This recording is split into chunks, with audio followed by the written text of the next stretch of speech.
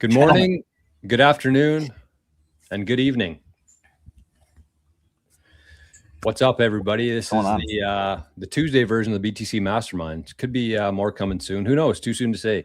But I'm Jor. I'm joined by my buddies here, Brandon, Jerry. We are exclusively streaming on the Mastermind channel today. So if you're watching from somewhere else, you're probably not seeing this right now. So it's going to be good to have everybody in the same chat, all in one place. We've been hoping for this for a while now, and this is going to be the debut of it.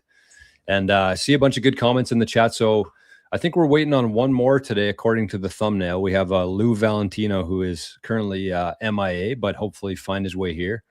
He's busy fighting off communists and stuff or something. Who knows? Yeah. How did you get? He's in Vietnam somewhere fighting off communists. Vietnam. How have I never heard that before? You know what? It's funny. I haven't heard someone say it in a long time, and wow, yeah. That's now that you say that, I haven't heard it. We're all fighting in Vietnam right now. Yeah, we are. Oh, well, many of us are. Many of us are fighting other Bitcoiners at the moment, but we won't get into that today. We might do a little show next week. Maybe we'll touch on it today. Who knows? But we have about 11 days left, or approximately how many blocks, boys, until Bitcoin changes forever. What is that? 14,000 blocks? Was that 444 blocks a day times 11? 1,628 blocks. Okay, there you go. It's coming fast too. Fast and furious. It's coming fast. She went through all the blocks. Letha the Icon is in the house. Sin Diesel. What up? What up? Allie Johnson, Tobe, and a lot of. Allie's trying to sell us on the stock market here, boys. Oh man. Hey, 500% return. Is that what the S&P stands for? Oh. The S&P 500, is that what it stands for? Is a 500% return? Well, I call S&P something else that I can't say on this. Shit and poop. Well, Standard and Poor's. I mean, you're getting standard returns and you become poor. You know, so yeah. It's literally. That's accurate, but it's just a simulation winking at you. I mean, let's be real. And most people think that they're getting rich too. That's the crazy part. Is they see the stock market going up year after year, but they don't correlate that with money printer. They don't measure it in gold or even worse, Bitcoin. So that's a little bit what we're going to be talking about today. The show is titled, which I should have started with, How to Exit the System with Bitcoin, a 10-year strategy for spending and lending our sweet, precious Satoshis here. So where do you guys want to kick it off today? Well, maybe wait till Lou to cover the main stuff. But how you guys feeling? What's your pulse on the network right now? Good. I'm very happy, except for the infighting. But as long as we're getting, Satoshis at 1,500 and something a clip for $1, and nobody's caring about it. I'm just trying to get as many as I can, trying to create as much value as I can, ignore the noise, and just have a balance in my life. Because I live in Las Vegas, so I've been trying to enjoy myself a little bit more. I usually have an 80-20 rule, where I 80% work, 20% fun, 80% save, 20% of my discretionary income. I have a little bit of fun. I've kind of tweaked it a little bit. So there he is. Every time all I got to do is start talking, and Luke comes on. It's like when I'm home, if I need somebody to talk to me or call me and nobody's called me all day, all I gotta do is wash my hands with a bunch of soap, and it's guaranteed somebody calls me. Hey, they got me looking. Who made that thumbnail, man? I did. Oh man, you got me looking like I'm homeless in that motherfucker, man. I didn't do it, man. We had another one, but he just wanted you to be relatable to the average person watching the show. Yeah, man. You got me looking like an ugly homeless person. There's cute homeless people, bro. There's another one in there too. I've never heard anything like that. Did you see the other one, Lou? We'll figure that out another time. I'd love to get the tag so I could just get it up there, but it's all good. Unreal. By the way, really quick, are we streaming only on the BTC Mastermind show today or on the channel? Okay, all right. The first time. First time. I was gonna say maiden voyage. Sorry, Robin. Sorry or not sorry. Okay, really quick though, because this is something that I've been thinking about a little bit lately too, with what is real inflation, at, and everyone kind of has their own different measures of this, right? For the last number of years, I have just really kind of used 10% as general gauge of like, okay, it's 10%. But going back to this house thing, I know like Jerry just talked about this with reframing your mind, and talks about this a lot with just reframing everything in sats and everything getting cheap in your life if you're in sats. And you look at this world where, because it comes up the S&P thing at 500, and people just think, oh yeah, I'm getting 8% a year, or 6% or 10% or whatever it is, but the currency is inflating at 10% a year. And so the housing market too, people think they're getting out there, but that goes up like 3 to 5%, maybe the median price home in America. So it's like you're really losing, and people just continually think they're getting wealthier, which is really wild. And then subsequently you have people you can't even afford a home, going back to Lou's comment of homeless people. So that's why I just kind of brought all this together for me, and just things I've been thinking about lately, of what things that everyone has just been talking about or mentioning lately, and how profound that is. And you have people young and old realizing this. Like I always think of Tad Smith a few years ago. We ran Sotheby's, ran Madison Square Garden, and him coming out a few years ago and realizing, oh my gosh, I've been living this lie of, at 58 years old, finally kind of realizing this, that I was this huge guy flying high, New York City, all this stuff. And I thought I knew it all and understood it all. And I realized, oh shit, the currency is inflating at 8% per annum every single year. And all my shit's been going up 8% a year. Like I'm no more wealthy than I thought it, So anyway, I think it's a very important frame that, again, we've kind of lost that some of these things in Bitcoin over the little bit, because there's other pertinent things going on, but it's just good to reframe that and remember that. Yeah, and even me, going back to what you said, I have some real estate friends, and they can't explain to you why the real estate is going up at the 3% that you said. I mean, think about it. It's getting older. It's getting more worn out. Why is it going up? And nobody can explain it. They don't understand that the S&P and the real estate and all that's just keeping up with the money supply. They don't even know. They have no idea that their purchasing power is like literally going down, or just kind of just going at the same time. It's not getting any higher. It's most likely going like this. And if you're a wealthy homeowner in New York City, your address just leaked because the communist mayor just put it out there. So good luck getting money and becoming rich in this life, because the takers are here, and the takers are coming to take it all. I don't know if you guys saw. I'm sorry to, I'm doing my research right now on what it is that I'm going to be talking about today, and that is the first thing that popped up. The grocery stores, Lou, that stuff. What they're doing. No. So the first thing that popped up. Can I pop it up on the screen real quick? I think this is actually very important to talk about. Yeah, I got it up there. All right, so here's what we got. So Mamdani publishes names and the addresses of all NYC property owners who would be hit, or who could be hit, with a new how you say this? Peer-to-tier tax? Sounds right. Yeah, whatever it is. Peer-to-tier, I heard Kathy Hochul say it a few times. So that peer-to-tier tax is basically if you are a homeowner, but it's not your primary residence, he's basically taxing you like an extra for just, it's like a luxury tax.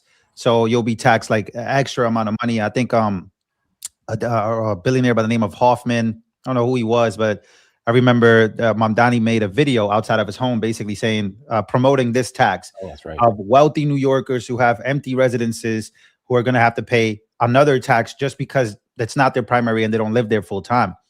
So I think that here's the tricky part about all of this is, okay, that's one thing. Okay, cool. I saw Kathy Hochul's office came out. LeBron James is signing with the Philadelphia 76ers, but he's going to be living in New York City and then flying to Philadelphia. And then her office, Kathy Hochul, who is the governor of New York, she comes out and she says peer-to-tier for LeBron as well. So it's just like this crazy thing. So, all right. So in closing, the reason why I bring this up is because, look, billionaires, that conversation is so tricky, because when you start to argue against Mamdani, some of these socialists, their angle is, wow, you're really on the side of billionaires, bro. Wow, really? You think so it's kind of like, no, look at what he's doing. Their names are now out there. Their addresses are out there. Who they are out there. And we saw what happened to the healthcare CEO, United Healthcare CEO. He got boomed in broad daylight in New York City. So having money, being in a certain city, I think that there's a huge shift coming with these types of politicians, that they're just not they're not political. Like they're not here to reward your hard work. They're here to take your hard work. Is what I'm saying. And I think leaking your addresses, whether you think these billionaires are ethical or not, whether you leaking addresses of who these people are and what they are, is just this guy knows what he's doing. And I just think that this is where, yeah, it's just pretty crazy, man. But these are the fiat games. These are the fiat games that are being played. Yeah, it's not can I follow up on that real quick? That was, I'm so glad you brought that up. So we have a list of public figures, if you will, that are enemies of Bitcoin, right? And he's at the top of the list.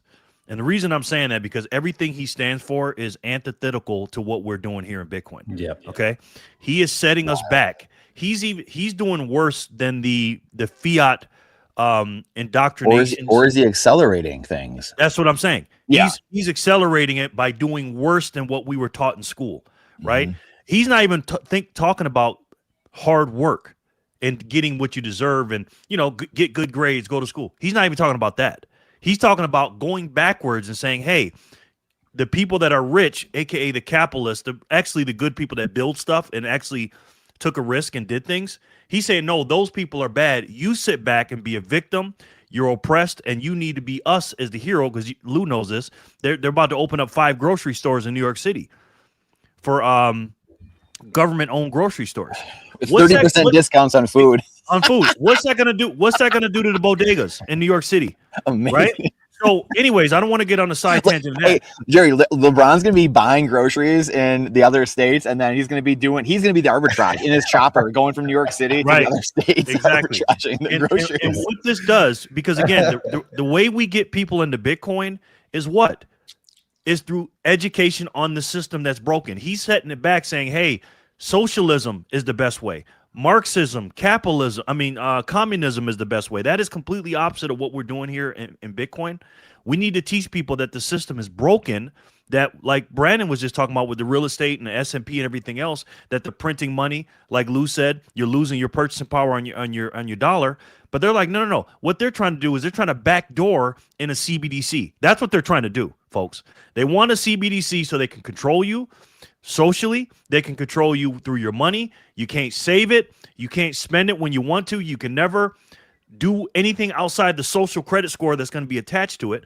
And that's exactly what they want. And that's what they're going for. Even though they put a law saying no, when these midterms come and the 2028 election come, it's literally capitalism or America first versus communism. That's what it's for. In America, I tell people all the time that Bitcoin is America, just like America's apple pie. We need Bitcoin here, and we need to fight against people like Mamdani because, again, he's antithetical to Bitcoin. He's just completely opposite of what we stand for. Yeah, I think when people hear that they're given, 30% off at the grocery store now? Is that the idea? Yeah. 30%? Yeah. Yeah, one grocery store per borough, 30% off of the produce. Bring up the Peter St. Onge tweet, Jor. Go on to his Twitter and look up Peter St. Onge's because he breaks down like 2 paragraphs. It is so good and kind of gives like the numbers on it. It's amazing. It's just like you can't make this stuff up. So a lot of people think that, the worst thing about that is that the government's paying for, there's probably a couple different camps here. One camp would be like, oh shit, yeah, 30% off my groceries. That's kind of where their thinking ends. And then the other part would be like, that seems a little bit suspect. Where's this money coming from? Oh, the government's subsidizing it. That means we're going to pay more taxes for it. But then I think that there's somebody higher than that or 3rd, 4th level thinkers there who would say, okay, well, what's going to happen to the real businesses, the capitalists who are competing against these grocery stores? All of a sudden you have nobody visiting their grocery stores anymore because everybody's going to the government one. They go out of business. Now they're reliant on the government even more. And meanwhile, you're taxing the billionaires. All your productive people are leaving the state. And it's like, where is anything coming from? Like, I don't know how long this is going to take to fall out, but it's not going to be very long, I don't think, at this pace that they're going on.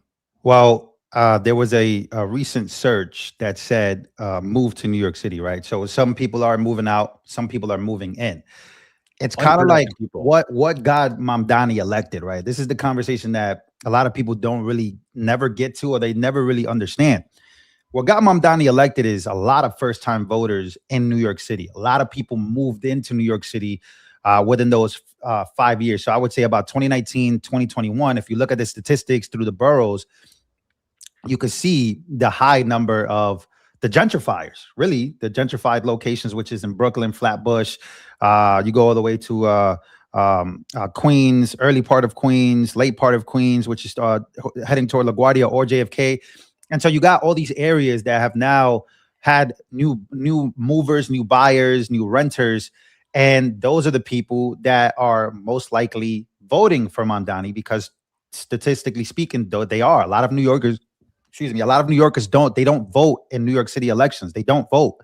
And so a lot of people are looking at that and they're saying, well, yeah, I would love to be a part of this because it's the new trend. This guy is doing what he said he was going to do. And so, yeah, I could see a lot of people moving, but I could also see a lot of middle-class individuals feeling like it's the right thing to do. Yeah. And I'll say one more thing. Yes, to Brandon and George's point, and even Jerry's, what is going to happen to those delis, right? The delis are very famous in New York City. You got other delis coming that are government-owned delis that the taxpayers pay for to be cheaper. What's going to happen to those New York City apartments that rent just froze, right? It's kind of like that. It's a domino effect of how many things are going to go and just be seized by the government, because that's the overall plan Mamdani is trying to do in the DSA, Democratic Socialists of America, is that they want to collapse the whole thing. They would love a collapse. They would love to have the money coming from the taxpayers so that way they can do what they want to do with that money, not the free market.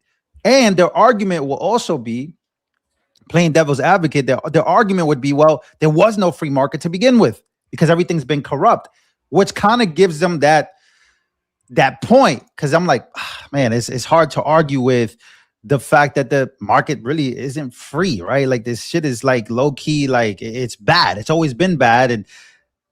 And so you have, it's tough. It's tough to know. I'm trying to figure out where this is coming from. Why are people okay with it? Because I don't think they should be. But then the other side to it is like, yeah, the market hasn't been free. We don't live in a free market. We haven't lived in a free market. So it's like you're arguing with yourself in the mirror and you're pointing at yourself. It's like, it's tough to, maybe you guys understand what I'm saying. Because sometimes when I find myself arguing with my friends about this stuff, it's kind of like we all agree. It's kind of like Peter Schiff and Bitcoin. We all agree to the same problems. We just have different solutions to it, right? Peter Schiff stuff right now. Mm-hmm. He's like the perfect example of that, because like I see he sat with Anthony Pompliano and they're just talking about all the problems. I'm like, yeah, we agree on everything, right? He converted a lot of people over to gold, if I'm not mistaken. This guy was on point, but then when Bitcoin came out, he just went sideways and just been telling people not to buy. But it's kind of like that. It's kind of like we agree on the same problems. These people have certain solutions that are they're just not going to work. And when you start trying to give everything out to the government, out from the government to the people for free, we know what comes with that. We know what's next. But Lou, here's what I'd say about that, because I absolutely agree with what you're saying there with Schiff, because his whole game plan, it feels like to me, is that he fails to mention, or he fails to understand. He knows who he's talking to. Schiff knows his audience. It's gold bugs. They don't trust the system anymore, but they don't have a real technical brain. They haven't put in the work to understand Bitcoin.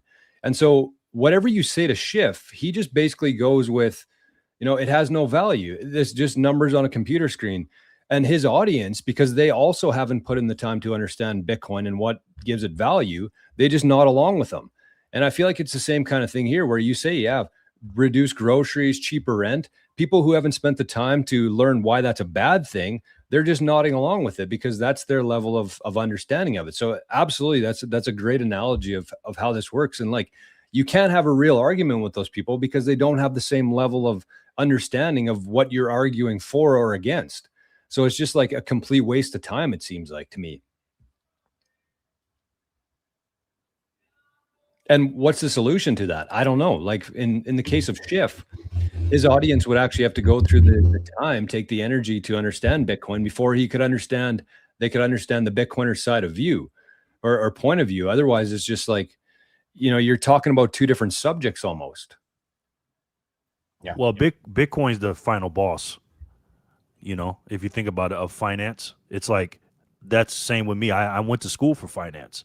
I learned that from Robert Kiyosaki. He says, If you want to be a cook, you go to, cooking school. If you want to be a lawyer, you study law. If you want to be a cop, do this. He said, but if you want to be rich, study money. So I went to school for finance, and I learned all about money. I read Rich Dad, Poor Dad, read all that stuff, right? Did the real estate stuff, stock portfolios, and all that stuff. I didn't understand what gold really was until I found out that the money was broken. I understood what gold was, but I didn't know the problem that it solved. Then once I got into gold, just like Lou and Georgia said, I listened to Peter Schiff because he was one of the top 10 guys I listened to as a gold bug say that it's just fairy dust and it's nothing, and it's you don't hold it, you don't own it. You don't hold it, you don't own it. And I always thought Bitcoin and crypto were the same until I actually did the work. Once I did the work and shut off the gold videos and the silver videos and actually looked at it, because again, gold is almost like a, being in elementary school or middle school or something. You learn a lot, right? But it doesn't teach you. It's almost like Bitcoin is the final, 8-year freaking degree to get, because there's so much other things you need to learn about the technical stuff and stuff like that. So that's why Bitcoin is only $60-something thousand right now, because people just have not done the work and don't understand. So exactly what you said, when you're talking these gold bugs, I had an argument with a guy the other day and saying basically telling me that Bitcoin's going to go to zero, saying all kind of stuff. And it's almost like me trying to argue with a little kid about something. Literally. Like they don't understand. Yeah, they don't understand. So again, it takes a long time to learn this stuff, and it's just levels to it. And we just got to get through the levels. That's all. It's tough, man. Right? Like when you're arguing with an idiot, there's only two idiots at the end of the day, right? So it's going to people have time or ears to hear and eyes to see. Yeah, here's the tweet. This is so good. Mandami announces city-run groceries will set prices 30% below retail. Typical grocery margins are around 2%, meaning first, the city will lose ungodly amounts of money, at least 28 cents on the dollar. Second, below cost stores will steal enough market share that real groceries abandon the city. Third, taxpayers will get tired of money hole and slash subsidies, at which point the groceries become money holes full of rotting food. So New Yorkers will have to take 2 trains and a bus to find a real grocery store. Socialism will work this time. It's amazing. But back to Lou's point, though, that, I think what's hard for people to comprehend is these are by design. Like, these are plans. Like, the people at the top are not dumb. They want your soul. Like, this is not about like, oh, I think socialism might be the better thing. The average person thinks that because they have no reference on history. For 100+ years, we've been taught nothing in schools, bunch of bullshit, and just jamming your head with 10 different subjects every single day, which is obviously not a good way to learn. Is very few kids learn well sitting in a classroom all day long and just sitting on your ass, not moving at all, and looking at a whiteboard or a chalkboard. So of course it's by design. And why would it be by design? It was, of course, go back to their own writings for thousands of years, let alone the last 100 years, whatever. We're useless eaters to these people. Like, let's just cut to the chase. They don't want you on this earth. End of story. That's what socialist communists, they believe they are gods. End of story. They believe you are useless eater. Go look it up. Useless eater. Type in those terms. Start doing the research. That is what they think of you. They think there should be a couple 100 million people on the planet total. This is where climate change comes from. All this bullshit. All of it. It emanates from people who think they are gods. And you are taking up space on this earth. That's why. End of story. There really isn't anything else to say. Why they call you a fascist? Why they call you a fascist? They call you all of this. They call you all of that. Oh, you're trying to. But meanwhile, they want the control. That's what's so confusing to me, is like so many contrarians, right, on TikTok. And like, I think TikTok, projection, right, Lou? It's projection. It's like you got all these people. And the reason why I think TikTok is important, because I'm not gonna lie, like, I've been on there for like a year now, and I don't post. I just watch.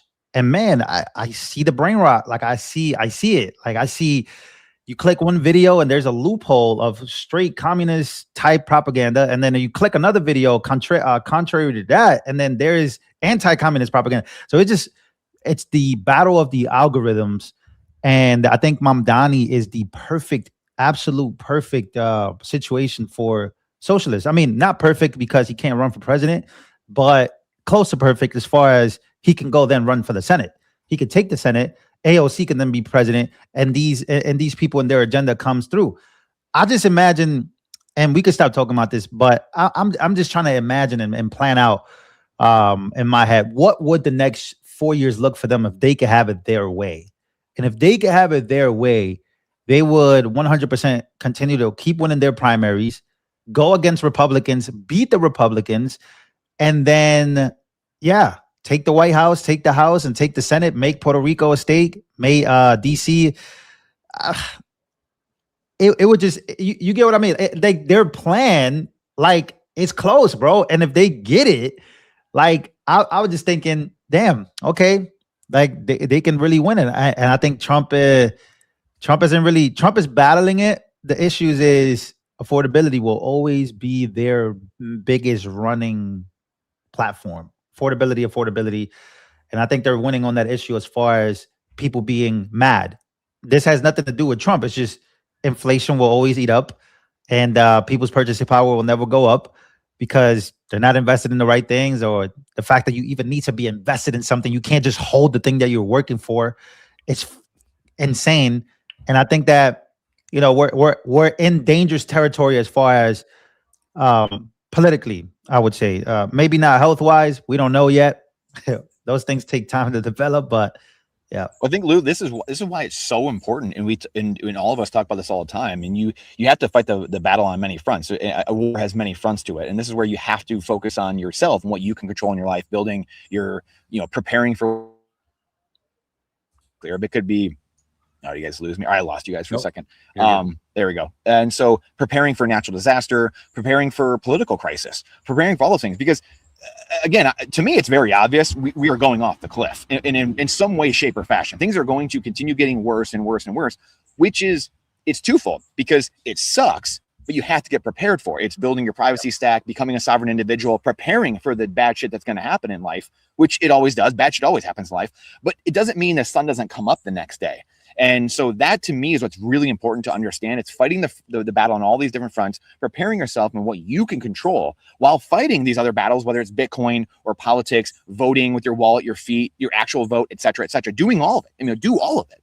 But being prepared for, hey, it's going to get really bad. But the beauty of it, look at Biden. We had people, Trump come off Twitter, so Elon buys Twitter. We have Nostr comes out. We have all these things. Necessity is the mother of all invention. So is shitty as it is, like, we're trying to stave off the bad things. And ironically, that's how humans learn. It's like we need the bad things in order for people to wake the fuck up and say, oh shit, like, this was really dumb. We just destroyed New York City. Like, it's literally on fire right now. The whole thing's burning down. Humans kind of need that stuff. But we can do something about it in the sense of educate people, do what we do, protect what we can control, and focus on what we control while, hey, bad shit's going to happen, and being prepared for that, because someone's going to need to be there on the backside and to pick up all the pieces and rebuild going forward. And that's what I think all of us, I think, is what Bitcoiners are really destined to do, basically, in the long run. Let me say this. I completely agree with what you guys are saying. This is insane when you think about it, right? Because people that, when Bitcoiners listening to me or Lou or Brandon and we talk about politics and stuff like that, right? I know George, but I want to say this, and I want you guys to understand something. It ain't about the Democrats and Republicans. It's about these people that have taken control of the Democrat Party and some of the Republicans. Okay, now I want you guys to understand. You know this as Bitcoiners. They have us on 3 levels in America and around the world. They started with the schools. They indoctrinate kids in school. They have the schools captured, number 1. Number 2, they have the mainstream media, for the most part, captured, right? Mm-hmm. Number 3, they have Hollywood captured. So think about that. In school, you're getting indoctrinated. All levels, middle school, elementary school, high school, and then, of course, college. Then you come home from work, and then they got you on the mainstream media.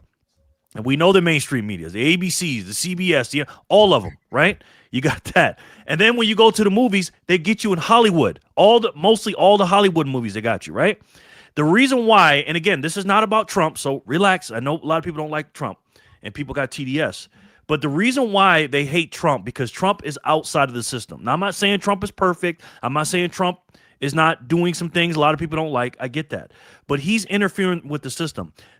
When I look at Trump, all I look at is a foreshadow of what they're going to do to Bitcoin. You think they hated Trump and TDS was bad? Wait till you see BDS, Bitcoin deranged syndrome. It's going to be 10 times worse. Oh, yeah. Why? Because Bitcoin can't die. Bitcoin can't be controlled and lied about like a human being can, and all this other stuff. They just completely lied about Trump. I've known Trump for a long time. I'm not saying he's perfect, but he's damn sure not what they say he is. But if you look at the mainstream media, what do they say about Bitcoin? Crypto, Bitcoin, scam, whatever. They always put those words together. Epstein. Exactly. That's the new one. When Trump leaves office, what's going to be the new thing when Trump leaves office? It's going to be Bitcoin, right? Because they can't call Marco Rubio a racist. He's a Latino. So what they're going to do? It's going to be Bitcoin. You know they will. Nah. They ain't got no grounds on that guy. They want control, right? They want the CBDCs. That's what they want. They want social control, like I said, and they want your financial control. And the only thing that's going to stop that is Bitcoin.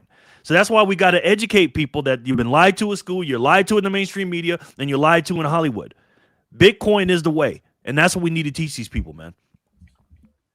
Yeah.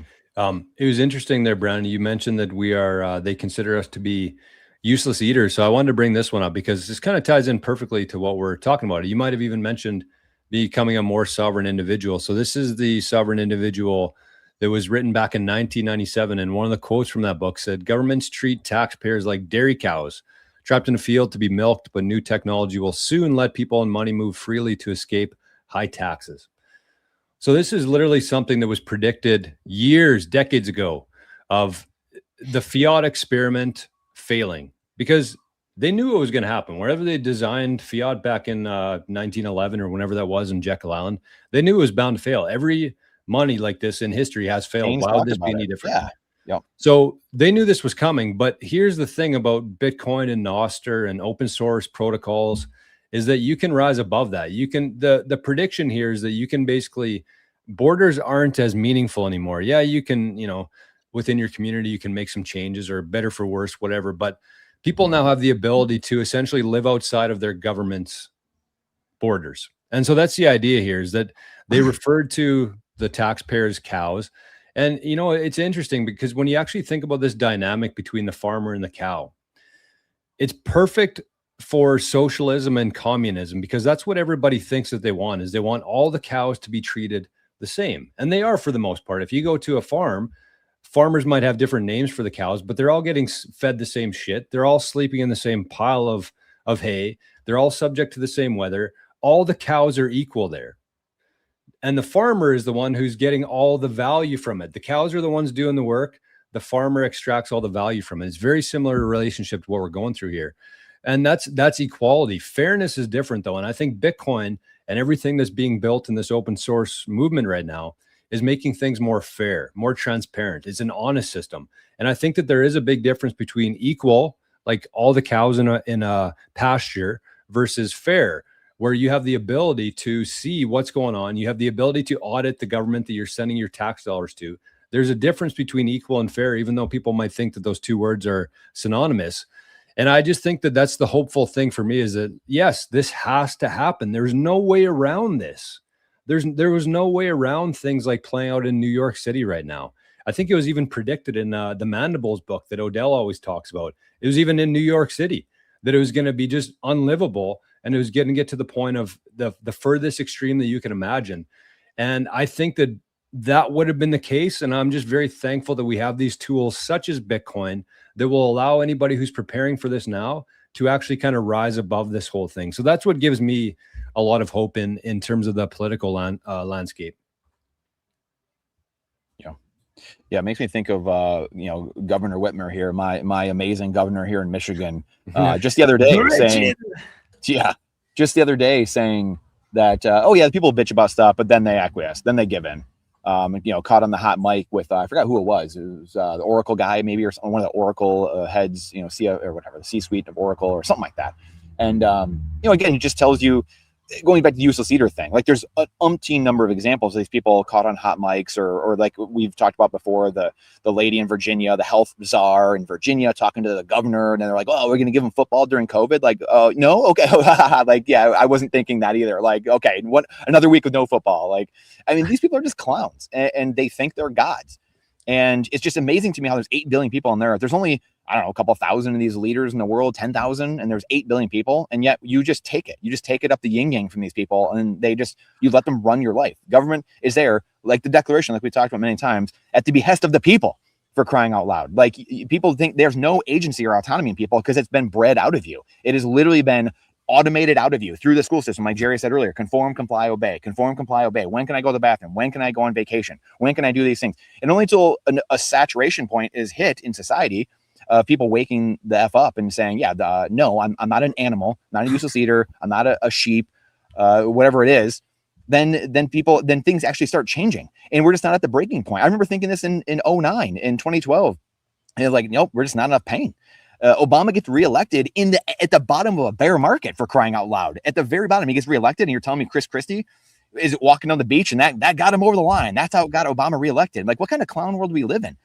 And so that's it amazes me that people just put up with this shit and just do head in the sand. But the will's been broken. Going back to how do you break someone's will?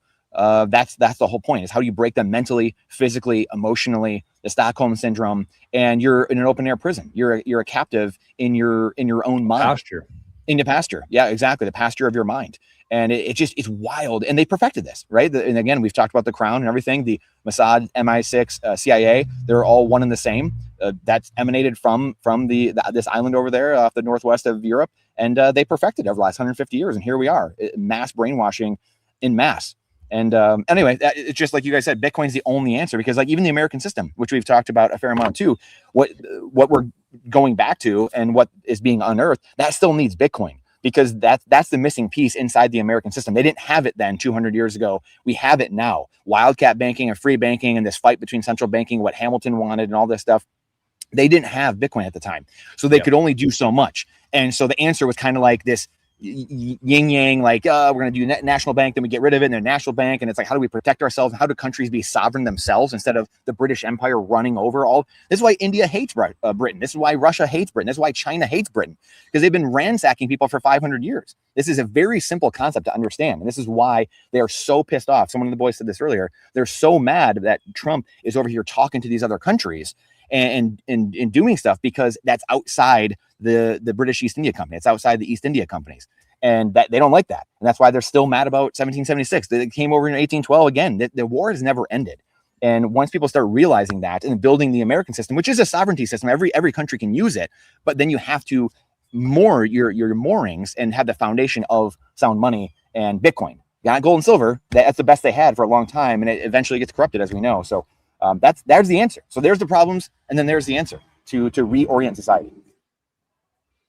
The decapitation of Europe is what Trump's presidency has come to show for the last 2 terms, literally. Yep. That's a very interesting conversation. I know it's a different conversation, but that's something I've been really diving deep into on that. I think there's a channel called Promethean.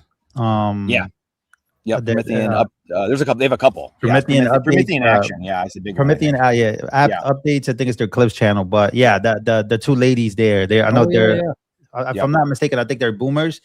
They're really good at breaking down what's going on. Yeah, they're. Can someone pull that up? I've never seen that. Yeah. Promethean Promethean. There's Promethean overviews. There's Promethean action. It's all the same. It's just different channels they have. You doing different clips, different types of education. But back to your point, I think living outside of the system, and I don't know, it all like when I hear you talk, and I heard you talk for what you were saying for, let's just say, for like 2 or 3 minutes, and as I'm listening to you talk, I'm hearing a socialist, and it's not because I want to, it's because they feel this same thing, like, oh, they're taking advantage of us. They're doing these things. They're doing this, that. So are these people actually socialists? I don't think so. I just think they're frustrated with the system. And then there comes these dweebs using socialism as the escape. Does that make sense? Yeah. Like these problems we all have, we all feel it, right? But then I guess that's how communism comes about. Like, I really think that's how it comes about. It LARPs on people's problems and frustrations. And it says, this is the solution. You need to give us all the power. We know what to do with the money. We know how to do it. We'll give you guys everything you want. And it's just like, oh, that's how we got here. And most people, I would argue, I'm not saying you're a socialist, Brandon. I'm just saying, like, that's how most of the people voting for socialism are looking at the world today. And the socialists are the ones LARPing on that. They're like, this is the moment. This is the moment I told you I was right. I told you Bernie Sanders is right. But I guess in conclusion to all of that, I would say it needs to happen. A lot of people don't want to hear that shit.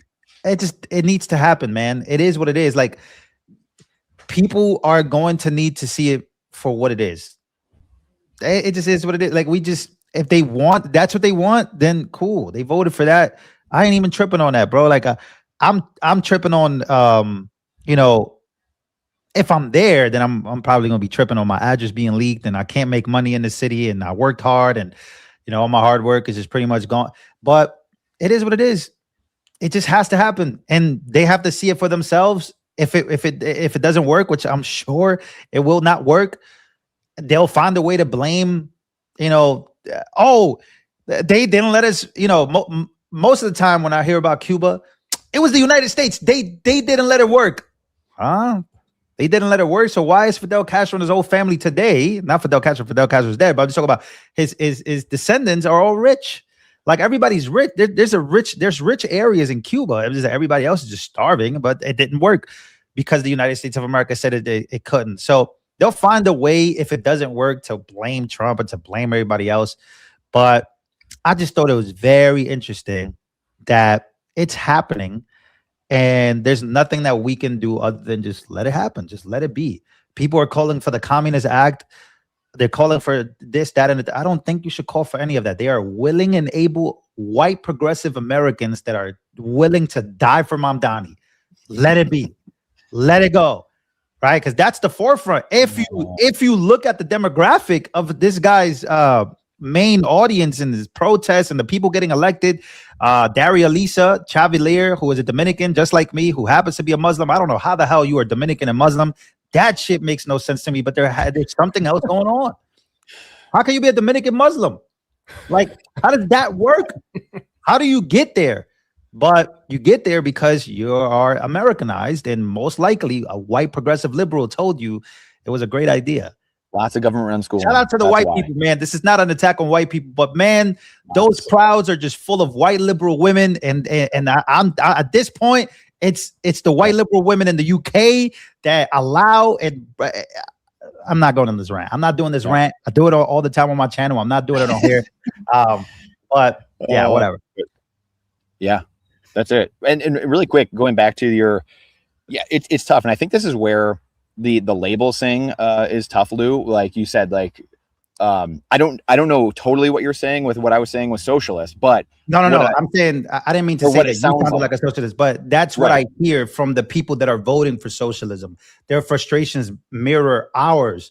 Our sentiment is pretty much the same, but they're choosing this way instead of that way. You know what I mean? Yeah, 100%. And so that's where this is something that turned me on. And I really think it was the Promethean Action people really that turned me on to this false paradigm of or fake prison of two ideas of capitalism and communism. Like, it's only those are the only two options. Because again, in capitalism, you have a world where it's just the free market. And this is where I've made this point about the fee market in Bitcoin. That can be manipulated. Obviously, if I have an endless money printer, I can start manipulating the fee markets. You do have to be careful. That's why the Bitcoin protocol has rules. There are, if you go outside of them, you can't. Sorry, you go somewhere else. Same with America. Same with any country. If you don't, we used to have rules like if you do the X, Y, and Z, you can't come across our border. Now, we've had our problems, right? So if you're not going to follow the rules, you need to go somewhere else. That's fine. Just go do it somewhere else. This capitalism and communism idea is really seemingly free trade and all this stuff, right? This was a globalist thing where the East India Company for 400 years ran roughshod over everybody. And they said, free trade, free trade. And so it's hollowed out America, obviously. And so, like you said, a lot of people have the problems. They see like, hey, why the hell don't we make shit here? And, on and on and on. And to your point, like you said, a Bernie Sanders, some of these people sound good, but they're wolves in sheep's clothing, right? They're projecting, or they want more control. So they're going to say, hey, it's socialism. Hey, it's communism. Obviously, that's the terrible way to go. Capitalism, the reason people have a hard time with capitalism, obviously, is because the money layer is broken. And it's because it's built on top of sand, and it's built on top of a money. People think, and Jerry, like you said, like being a finance bro, or like actually I've talked to a lot of guys that have graduated finance degrees. They think inflation is part of capitalism. Like, again, that goes to government-run schooling, just doing a terrible job, right? Misinforming purposely their students. And it's because they don't want you to know going back to, like you said, Lou, they don't want you to know the solution. The solution is right there in front of everybody if you go seek it. And it's the system built on top of sound money. Otherwise, it just collapses into socialism. It just goes into, it's built on quicksand, like the Bible tells us, build your house on rock. And we choose, instead of putting it on Bitcoin, we choose to put it on this fiat government currency that someone else controls. And of course it's going to devolve into that. Then the politician comes in and says, hey, I'll give you free shit. That's socialism. That's communism. Hey, I'll take all your shit and I'll redistribute. I'll take someone else's shit and give it to everyone else. Oh, okay, that's communism. You know, like it sounds good because and then I'll land the plane with this. Father Ripperger was just with Sean Ryan again. I talked about the one from 6 months ago, and then they just did it again. The Exorcist talking about these things. Communism is a satanic mindset. It's a similar. I'm going to take and destroy everyone else, destroy other buildings. Instead of building up mine, I'm going to destroy everyone else to try to fulfill the holes in my life. And that's where we are. We're in that fight right now, and it's no better time. I'm here for it. I love it. The billionaires have done a bad job. We can't be team billionaire, bro, because they're also so unethical sometimes. So it's hard to even argue for them. So it's kind of like, you know what, just duke it out. I'll be in the back. And that's the fake prison part. That's the fake prison of two ideas of like, you put capitalists like, oh, look at these robber barons. That's because it's a faulty system. And it's also, I don't know what system we're going to. And that's where I didn't finish that part of it. It was just like the labels part. The satanic mindset does a very good job of dividing and conquering, you know, black versus white, boomers versus zoomers, you know, left versus right, red versus blue, I mean, all this shit, capitalism versus communism. And it's really not that. Life, as we all know, life is gray. You know, it's not black and white. And there's a million answers to things, but we get saddled into this world of like, it's just capitalism or communism. Well, capitalism unfettered and just completely uncontrolled. Yeah, that can get crazy. And you have a world where Genghis Khan's going to come run the day and rule the day. So you do need good actors in the system, or you need some real guardrails, good people mixed probably with Bitcoin, a protocol that's very hard to change. And there you go. Then you can build society on that. But when you have a broken money, then yeah, of course, capitalism is just going to go to the highest bidder. It's just going to go to the guy who's going to do the worst shit possible in order to get ahead. And that's, like you said, that's where people have it completely wrong, because they're conflating the money and the system together. And it doesn't work. And so they see it together and they're like, okay, fuck inflation and all this shit and you know, whatever, in capitalism, all this shit. I want a new system, but that's not really the right answer. So anyway, it's the perfect foundation and build off for Mamdani. Yes, it is. People having no idea where these problems even come from in the first place. They just want a solution. They want to stop the bleeding per se, because they can't afford anything anymore. And that to me is the biggest issue. And Jerry, I'll let you go. I just want to like, I think to me, that is the part that I think a lot of people, when I hear them talk about the problems that we're seeing and these decisions that voters are making, they're not understanding that most of those people that are voting, they can't afford shit, bro. They can't make it. And like, so what are we doing to help them? Like, we're fucking starting a war. Like, that's what we're doing, Trump. Like, come on, man. Like, and I voted for Trump. I'm not going to run away from that. But it's like, you have to understand these problems. Sure, Trump's pitch would be, hey, we got to stop these people from getting a nuclear weapon. And I'm sure that it's a great pitch. But it's like, to who? Not to these people. Even the people that voted for you. It's like, so at the end of the day, you have to understand these problems. There's still a lot of time left on the clock. But once the Democrats come in, they're not coming in to win on these issues. They're coming in to destroy on these issues. They're coming in to destroy Trump, crypto. If you don't think they're coming for Bitcoin, you got another thing coming. These people aren't voting for the Clarity Act because they know the type of asking that they even want for the Clarity Act to pass. They know what they want, and the types of investigations that we're going to see into Don Jr., into the whole Trump family. It's just a domino effect of a lot of bad ball of energy. But at the end of the day, it is what it is. Like I said, things need to happen. We just have to understand where these people are coming from. Right? I'm 29 years old, and I hear this. I know where it's coming from. Like, and I hate that some people that are not my age, a little older, and they need to just know why these young people are thinking this way. And once you do that, you can communicate with them a lot better. You can actually communicate Bitcoin a lot better. You can literally convince them that what they're voting for right now is literally the opposite. They're voting for fascism. What happens when you don't want communism implemented? Force of action. Like, they're coming for you. So it's like they have no idea about its historical factors because they don't need to care. In their world, they can't afford a house. They can't afford the things that they want. They're living paycheck to paycheck. They have nothing. And so, yeah, that's my point. Whatever. You want to say something, Jor? Well, I got a whole thing to go on, so you go ahead. Okay, real quick. You know, it was a great segue between Lou and Brandon, because Lou was listening to Brandon and he said, wow, I'm listening to TikTok. And that's exactly when Brandon was saying that people were complaining about what was going on. He's like, damn, I hear the socialists saying that too, or the people that want socialism. So we're all struggling. We're all out here hurting, right? But everybody's looking for the answer. And I personally think, like we always talk about, it comes from exposing the lies and figuring out what the truth is. And like Brandon said, there are gray areas.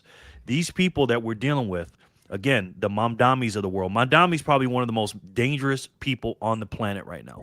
Okay, he is.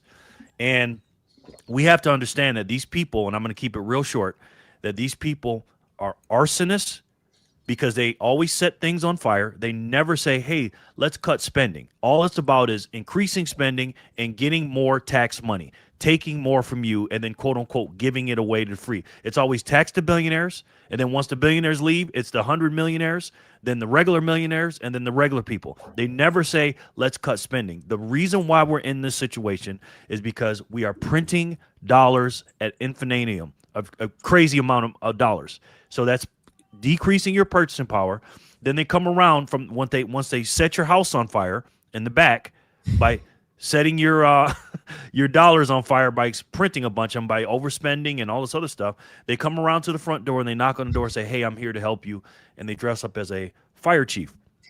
And that's what it's all about. These people are liars. They're evils. We need to call them out. And this is a great thing to have Lou here, because Lou talks to a lot of people every single day. And Lou, although he says, oh, I'm just going to sit back and let him do it, he's not doing that. He's really talking and going against it, right? We can say whatever we want, but Lou is fighting against it. We all fighting against it. We're doing it in our own way. But like Jor said, and Jor said it great, I think it was last year, when we turn on everybody's green lights, meaning we wake these people up. It ain't just about the Bitcoin green light. It's just, again, when people see the light and say, oh, my God, I was lied to this whole time. Then they really look for the real solution to these problems that everybody has. Then we'll be okay. And I think that's a problem for me, Jerry, is like, I just don't think that a large percentage of the population will ever take the time to do it. I mean, I think we can all agree that the information's there. There's never been easier access to information than people have right now. But yet people still aren't finding the solution to it. And so, well, let me say this, and I'm gonna pitch this to Lou too. Lou, on my show the other day, I was playing a clip from Jor, and I usually play the guy that's in the courtroom talking about the best Bitcoin explanation. You guys ever seen that? The guy with the glasses. Well, I found a better explanation, and Jor knows what I'm talking about. Jor had a short yesterday. Jor, see if you can pull it up. And Jor explain myself.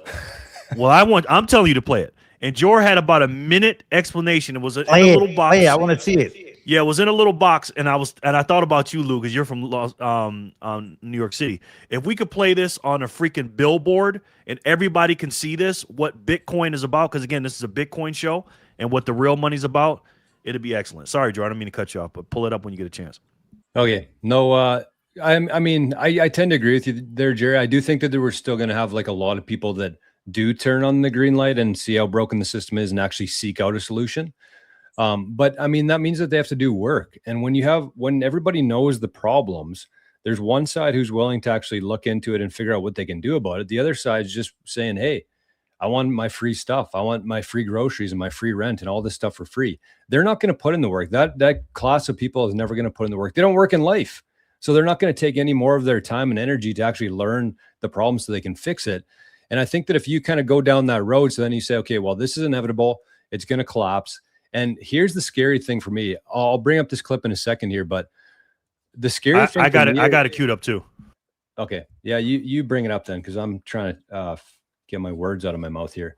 But the scary thing for me is that Bitcoiners kind of think that if you have Bitcoin, you're not going to be affected by that whole thing. And I just think that that's completely wrong.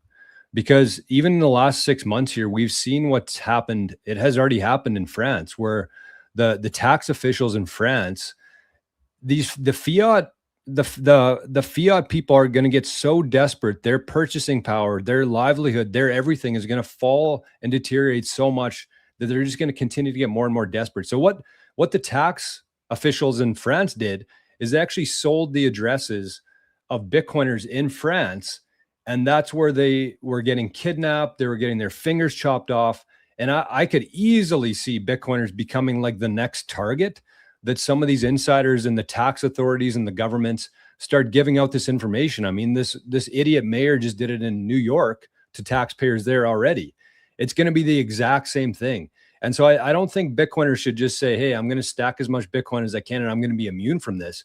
You got to start figuring out, what is your footprint? What kind of paths or tracks have you left that could potentially have somebody knocking at your door, or worse, at the end of your bed at 3 a.m. looking for your Bitcoin? It's going to happen. And, you know, there's different layers to it. You could say, well, I have Bitcoin, but it's on an exchange. Well, that's probably going to be gone. If this plays out as we expect it to, that's going to be gone. If you got Bitcoin in a Trezor or a cold card at your house, somebody breaks in, puts a gun to your head, that Bitcoin's gone. You got to be thinking out like layers here with this. And this is what we should be kind of thinking about as Bitcoiners. Yeah, it's great to get more sats, of course, but we need to assume that we're going to be enemy number one, and we have to start preparing for that, I think, sooner than later. That's the only thing that we can do, in my mind. So, especially public Bitcoiners like ourselves. We're idiots for coming on here telling everybody. No, for sure. But like, you just have to think through this. Government workers, tax authorities, as that system continues to collapse, all of those people are going to get more and more desperate as their purchasing power is just dropping around them. So that when people are desperate, they do desperate things. So if a cartel comes along and says, hey, CRA or IRS worker, I'm going to give you $1 million. You're going to give me all the addresses of the Bitcoiners in America. And all of a sudden they turn that $1 million of fiat into 1 million Bitcoin from America. Like, this stuff could happen easily. There's absolutely nothing to stop that from happening. Can I rebuttal that real quick? Sure, absolutely. So it's kind of like the quantum argument, right? Everybody is worried about Bitcoin and quantum, but you rarely hear people talk about, well, they got to break the codes of banks. They got to break the banking cartel would have to be its number one target. I mean, there's so many different targets as well.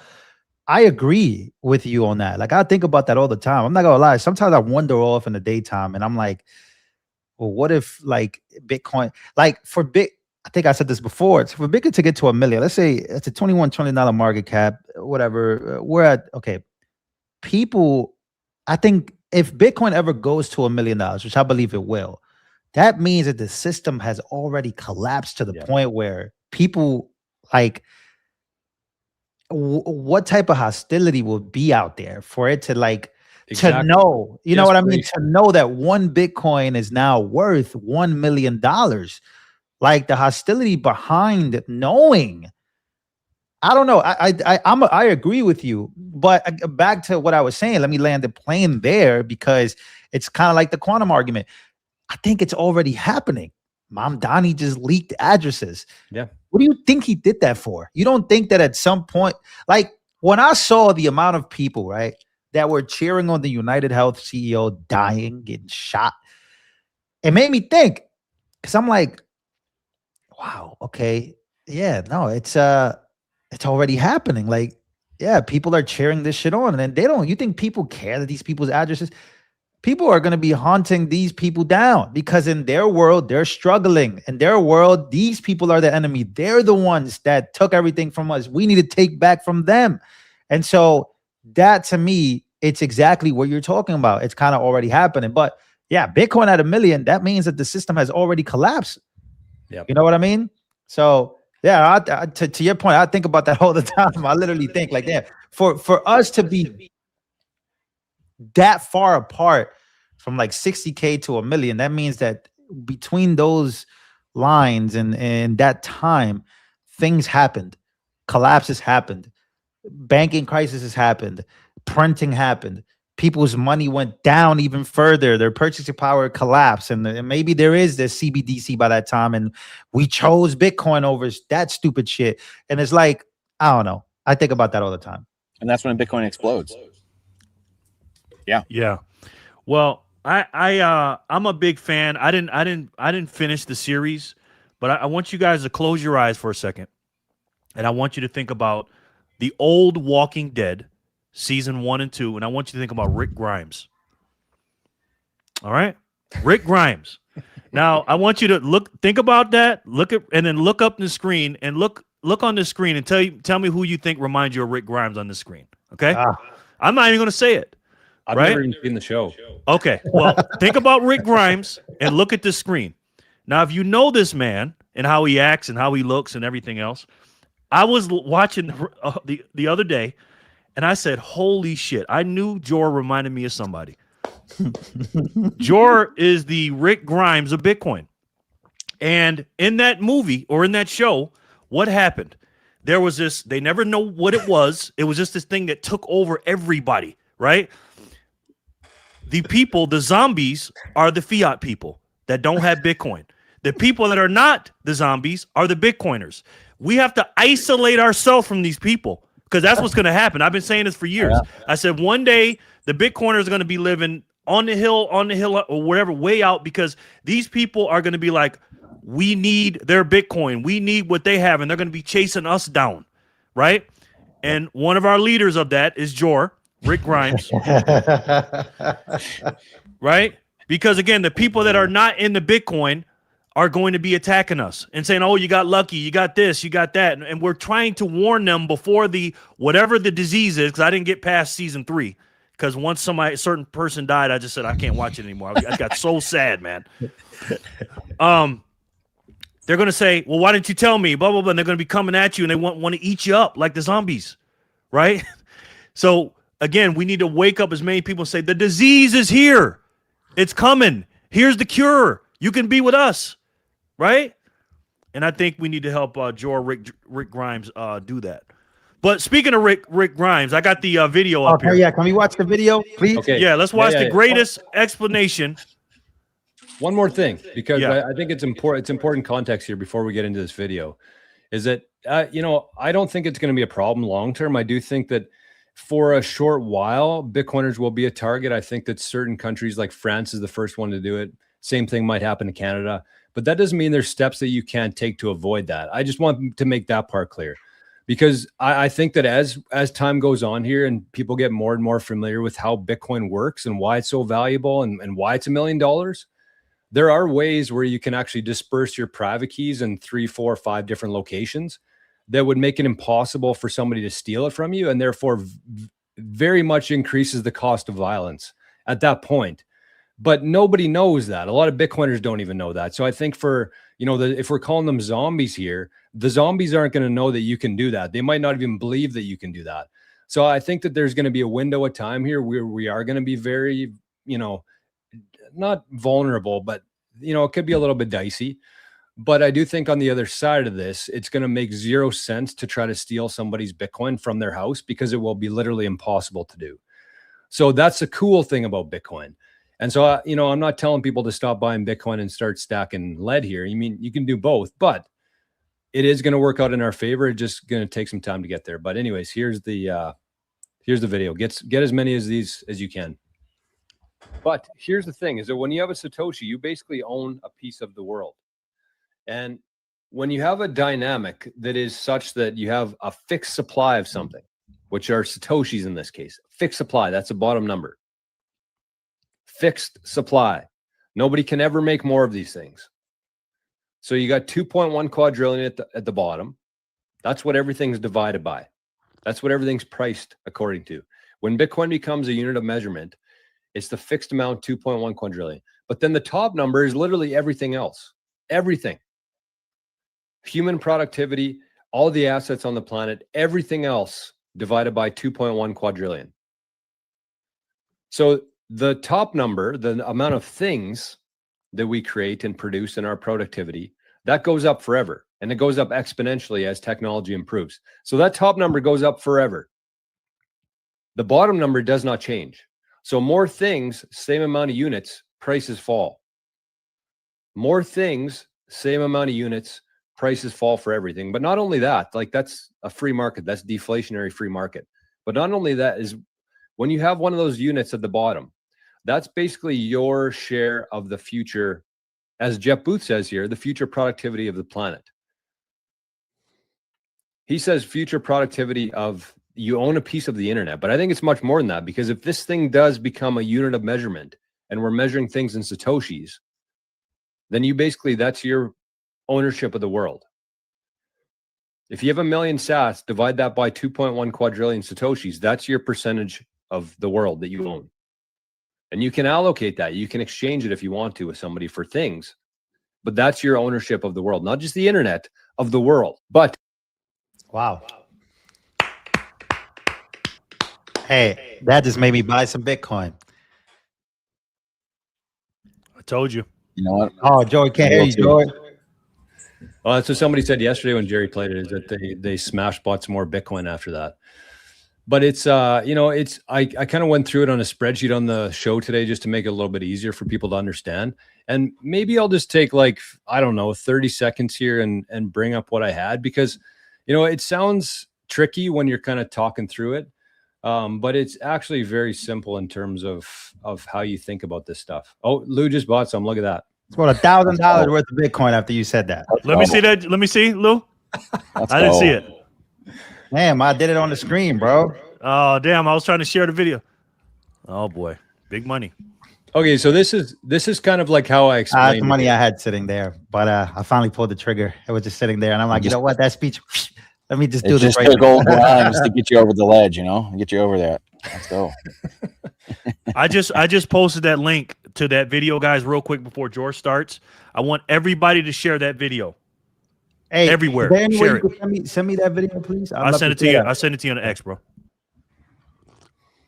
Okay, so just for like a little bit added context to that, since we were on the subject, I think, you know, it's easier when you can see it. So this is kind of like the equation that I was referring to there. So everything in the world, which is your productivity of everybody here, that's humans, that's robots, that's everything, the assets, the food, the things, everything, that's the top line.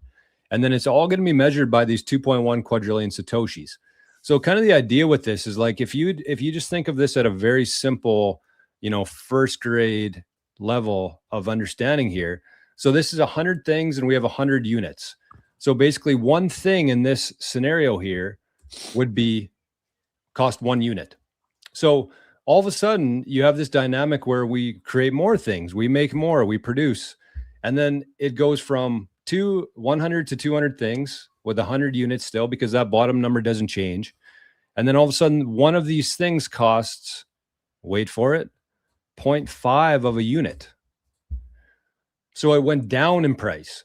And if you compare that to kind of how our system works today, where you have more things being created, but you have more money, more units being created at a higher rate, which means you have more units than things. So all of a sudden one thing now costs maybe 1.5. And that's the world that we're used to, is this inflationary environment where, yes, we have things going up, but we have the units going up at a faster rate. So when you change the dynamic, the prices of these things fall forever. And so then when prices are going down forever, the value of your Satoshis go up forever, because you can buy more things with the same amount of units. That's what the purchasing power is. That's what the value of these Satoshis are. So it's difficult, I think, for most people to kind of grasp that, but that's the reality of kind of where we are and where we're going here in Bitcoin. So when you own these units, and that's what we're measuring everything by, that's essentially like your ownership of the world. If that's what the entire world is being measured in, that's a representation of what you own. And you can allocate it differently. You can store it in your cold wallet, but that's like your percentage of the world is based on your amount of Satoshis that you own. And what's crazy is that number of Satoshis gets less and less because for a few reasons. One is people put it away in cold storage and may never use it. Love that, Lou. 2, people die and lose their sats. And they send it to burn addresses too. Yes, and they send it to burn addresses. So the actual number of Satoshis, again, we don't know how many there are really. They say 2.1 quadrillion, but again, you know, Satoshi, his probably are never going to move. There's some that, like I said, people that are dead. So the number they estimate, I asked my AI, they estimated about 1% loss or something like that of Satoshis a year. I don't know what the exact number is, but we know that more things are being made and you're getting less Satoshis. Again, if you have $1 million versus 1 million sats, you know exactly the money supply you own. What percentage of the money supply do you own? You know for a fact that your percentage of the money supply of Satoshis is going up every single year. And if you have dollars, it's going down every year because they're printing dollars in infinitum. So I love that, Jor. That you're speaking my language with that, bro. It's amazing. It's probably a good thing we got back to the show title anyway, an hour in. So that was thank you, boys. If not anything. Amazing. I mean, this goes back to the reframe your mind. And George talks about this so much. Jerry talks about this a ton. It's so important. And that's what I texted the boys in the back chat today too, of like, hey, let's talk about this a little bit. You know, obviously hit some politics, just reaching out to the average person because that's where most people live right now. So trying to build a bigger tent. How do we get people in and understanding these things? Because yeah, it takes a while. I mean, it took me years to understand deflation, like just to understanding what deflation was and how it worked. It took me like 5 years, literally from like 2015 to 2020 of like just hearing it over and over. And that's so I have to even do a better job of thinking of the average person and just looking and saying, oh my gosh, someone who is in it every single day of my life, basically studying these things. It still took me 5 years. And, maybe I'm an 80 IQ. And so that's the average person. So I think it behooves all of us to remember that average person just going to work every day, working 2 jobs, working overtime, getting in fights with their significant other, having kids, carting their kids everywhere, doing the things of life.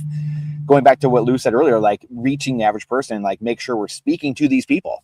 And these reframes, you have to keep doing. We're going to have to keep doing these reframes, what the boys just said here for years, and helping people understand these things. And then as the younger generation comes up, the older generation, hopefully makes their way to heaven gracefully and peacefully, then you're going to have this change over time of people understanding. See, I mean, look at, I have 4 kids and they know these things already. So like you think of how many young children under 10, under 15, under 18 already know these things now, and they've only grown up in this world of Bitcoin existing. It's pretty wild to think about. And it's a very hopeful future on the backside because we have this answer now that kids now that people literally have grown up knowing this exists. And so it really gives me a lot of hope. I think what generation is that? Generation A? What? No, generation. Yes, it is.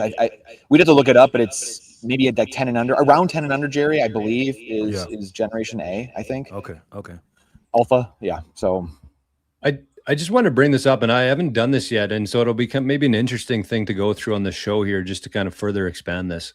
It looks like I'm sharing my full screen here. I have a lot of tabs open. Do you want to show the American one? This is Canadian, eh? Yeah. Yeah. It's up to you. It's up to you. Wow. I mean, it won't matter too much. I guess I could change it right here. There's USD. Oh, there you go. Yeah. Okay. So this is kind of what I was going to dive into a little bit here, because I saw a tweet yesterday saying that Apple had passed NVIDIA, and it kind of showed both of their market caps in the tweet. And so you see here that Apple's now worth $4.9 trillion US dollars. NVIDIA's worth 4.79 trillion US dollars. So what I wanted to kind of demonstrate here quickly, and I have no idea how this is going to work out, but I like doing things live. So we got, let's just call it 5 trillion. So 5T, that's what it is in USD. And I would say like the total market cap right now is about 900 trillion, right? Is that fair to say for the I think global assets, kind of like the measurement that we're on right now? I think it's higher than that. That's kind of old. I think it's close to 1.1 quadrillion, something like that. I don't know. What do you think, Brandon? I think 900 trillion is good. I think it's a good number. I know everyone uses 900 trillion. It's like so old. It's so old. I know, and 1 quadrillion is easy numbers, but yeah. We're gonna be there soon anyway. It's got to be soonish. I've been hearing that number since 2020, but go ahead. I know.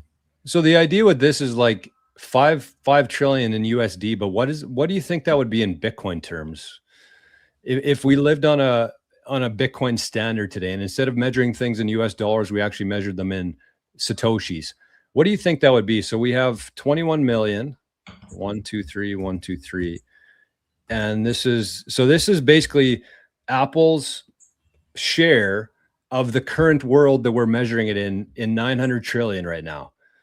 So it's 0.005. So that's basically saying that Apple is 0.005 of the whole everything that we have right now. The top number there, the everything. And so if we, what did I do there? So this times 21 million. So this would be the amount of Bitcoin that it's worth. So BTC, 116,000 Bitcoin. Is that right? Got to be 116,000 Bitcoin. So then if we take that number times the current price of Bitcoin, and this is kind of where I'm going with this, which is 65,000. What's that? A big number. That would be, what is this, you guys? I need some periods here. That's what Lou's got in his bank account, I think. 7. Nah, I wish. Nah. Okay, so, but this is what I'm saying here. This is like the perfect representation of it. So that Apple in Bitcoin terms would be 7.5 billion. If we were measuring it if we were living on a Bitcoin standard, it would be worth about, in today's value of Bitcoin, it's worth about 7.5 billion. So then the difference there and kind of where we are right now is like 5 trillion. That's what is measured in US dollars right now in this very different system versus the reality of what Apple would actually be worth in a Bitcoin standard world is about $7.5 billion worth. So that's like basically $5 trillion difference. You know what I mean? Like, so let's look at 5 trillion. What would that be? One. So this would be a million, a billion, and a trillion. Oh, you got to expand the thing here for it. So this is the difference. This is like how I guess I would call this the opportunity between the USD reserve and the Bitcoin standard. This is like what it, how can I explain this? It's extremely overpriced. I guess that's what I'm trying to say is like, it's big time overvalued. Like Apple shares are extremely overvalued, or you could say the flip side of that is Bitcoin is incredibly undervalued. But this is the difference here between these two measuring sticks is Apple in Bitcoin terms and Apple in USD terms. And so that's kind of how I would sum it up to be is this is just how overinflated Apple shares are in terms of USD and a ever-changing unknown measuring stick. That's what it looks like. But if you actually peg it to reality, it's actually only worth about 7.5 billion market cap. That's what I would say to that. Does that make sense? Yes, that's insane. It's That's just crazy. insane, man. When you look at the world from a system that actually you have a finite measuring stick, and then you see that, it's like, damn, that's crazy. I love that. Lou, what do you think about that? It seems that everything falls in Bitcoin. Interesting. Everything Solving falls. that affordability crisis. I see, boys. What are we doing here? Lou's thinking I gotta buy. Apple shares are incredibly overpriced. Yeah, Lou's like I gotta buy another Bitcoin. Hold on, y'all. Wait a minute. Go ahead, Lou. We'll wait. I wish I could access that much capital. Like I was looking at, I've been looking into, borrowing against my Bitcoin to buy more Bitcoin and do all these things, but it's not really. I'm not really convinced on the whole debt thing. Buy, borrow, die. There's a lot of people that have been telling me to do it, but I don't know. Not really into that. Not really into the whole borrowing shit. I want to borrow shit. Tired of borrowing things. Yeah. You know what I mean? I don't want to give it back when I borrow it. Like, you know what I mean? I kind of just want it for myself. So maybe I have to develop, maybe at 35, 40 years old, I'll probably start thinking about borrowing stuff, but I don't know. Well, that's the title of the video, right? Strategy for spending and lending sats. Yeah. And I think we're gonna be the banks in a few years. Oh yeah, agreed.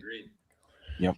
That was kind of the thesis that I wanted to propose to you guys here, which is I kind of believe that if anybody can allocate to Bitcoin today and take like a portion of their wealth and put it into Bitcoin, and you know, the big buy, the smash buy would be the biggest component of it. Obviously, you want to add to it over time. But I honestly believe that if you can hold on to Bitcoin for 10 years, I think that between spending it, if you can get some that's like non-KYC, nobody knows that you have it, that's kind of what you use for spending it on things for anybody who's willing to accept it, but also using your KYC Bitcoin lending against it because it's already KYC'd. They already know you have it. You take it down to the bank, kind of like farmers do with land. You take a loan against that, and then you don't pay tax on that either. You don't pay any sort of capital gains on that if you lend against it. And I really believe that no matter what the number is, you would be able to retire within, if you can hold on to it for 10 years, that's essentially 2.5 cycles. The purchasing power through time has gone up 100 to 1,000 extra in that time. People would be pretty comfortable. You know, you might say, well, it'll really depend on how much you have. I don't think so. I think that it's actually more to do with how long you can hold on to it versus how much you actually have today. That's kind of my thoughts. What do you guys think about that? I think it's a combination of both. Can you, I'm glad you brought that up. Can you share my screen for 1 second? Yeah. And I want to have a discussion about this with the panelists, the smart guys, right? So we all know this is Bitcoins perperson.com. And Brandon's very familiar, Jor and Lou. And basically what this is saying is this is showing all the Bitcoin, not the 21 million, but the Bitcoins that are already mined versus the estimated people that are on the planet. As you can see, people are making love a lot. Babies being born every second, right? Now, according to this, it says, given that a Bitcoin costs currently, I think that's old. Hold on, let me update that. Yeah. Currently costs $63,733. There are only enough Bitcoins for every person to have about $156 worth. If Bitcoins were distributed using the current global distribution of wealth, 99.9% of people would have $29.63 worth, which is not a lot of sats. And people in the top 0.001%. Now listen, guys, the 0.001%, if you want to be up there with the big boys in the world, you need to get yourself 73 million Satoshis. Satoshi Nakamoto said it might make sense just to get some in case it catches on if enough people think the same way. That becomes a self-fulfilling prophecy. Now, obviously, it's not distributed evenly, Brandon. You know that. When you see something like this and you see a novice person in and with Jor's explanation and stuff like that, what do you think about something like this, number one? And number two, what do you think the actual of everything was distributed evenly based on the distribution of what it is today with the lost coins, strategy, governments? What do you guys think the actual number is of people spread across what people actually can get? And this is a question for all you guys. I just want to, before Brandon jumps in here, I just want to say Sin here.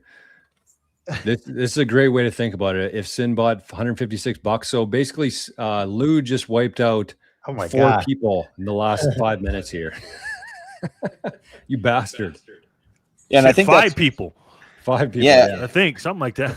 Yeah, I think probably 5 or 6 people. You're right, Jerry. This is a super important talk to have, though, because I know Sin knows what's going on, so he's saying it in like a positive way. He's not saying like, oh, in a socialist communist way, because we kind of had this talk earlier, right, where you can, what people say can be construed both ways, and people have different solutions on this, right?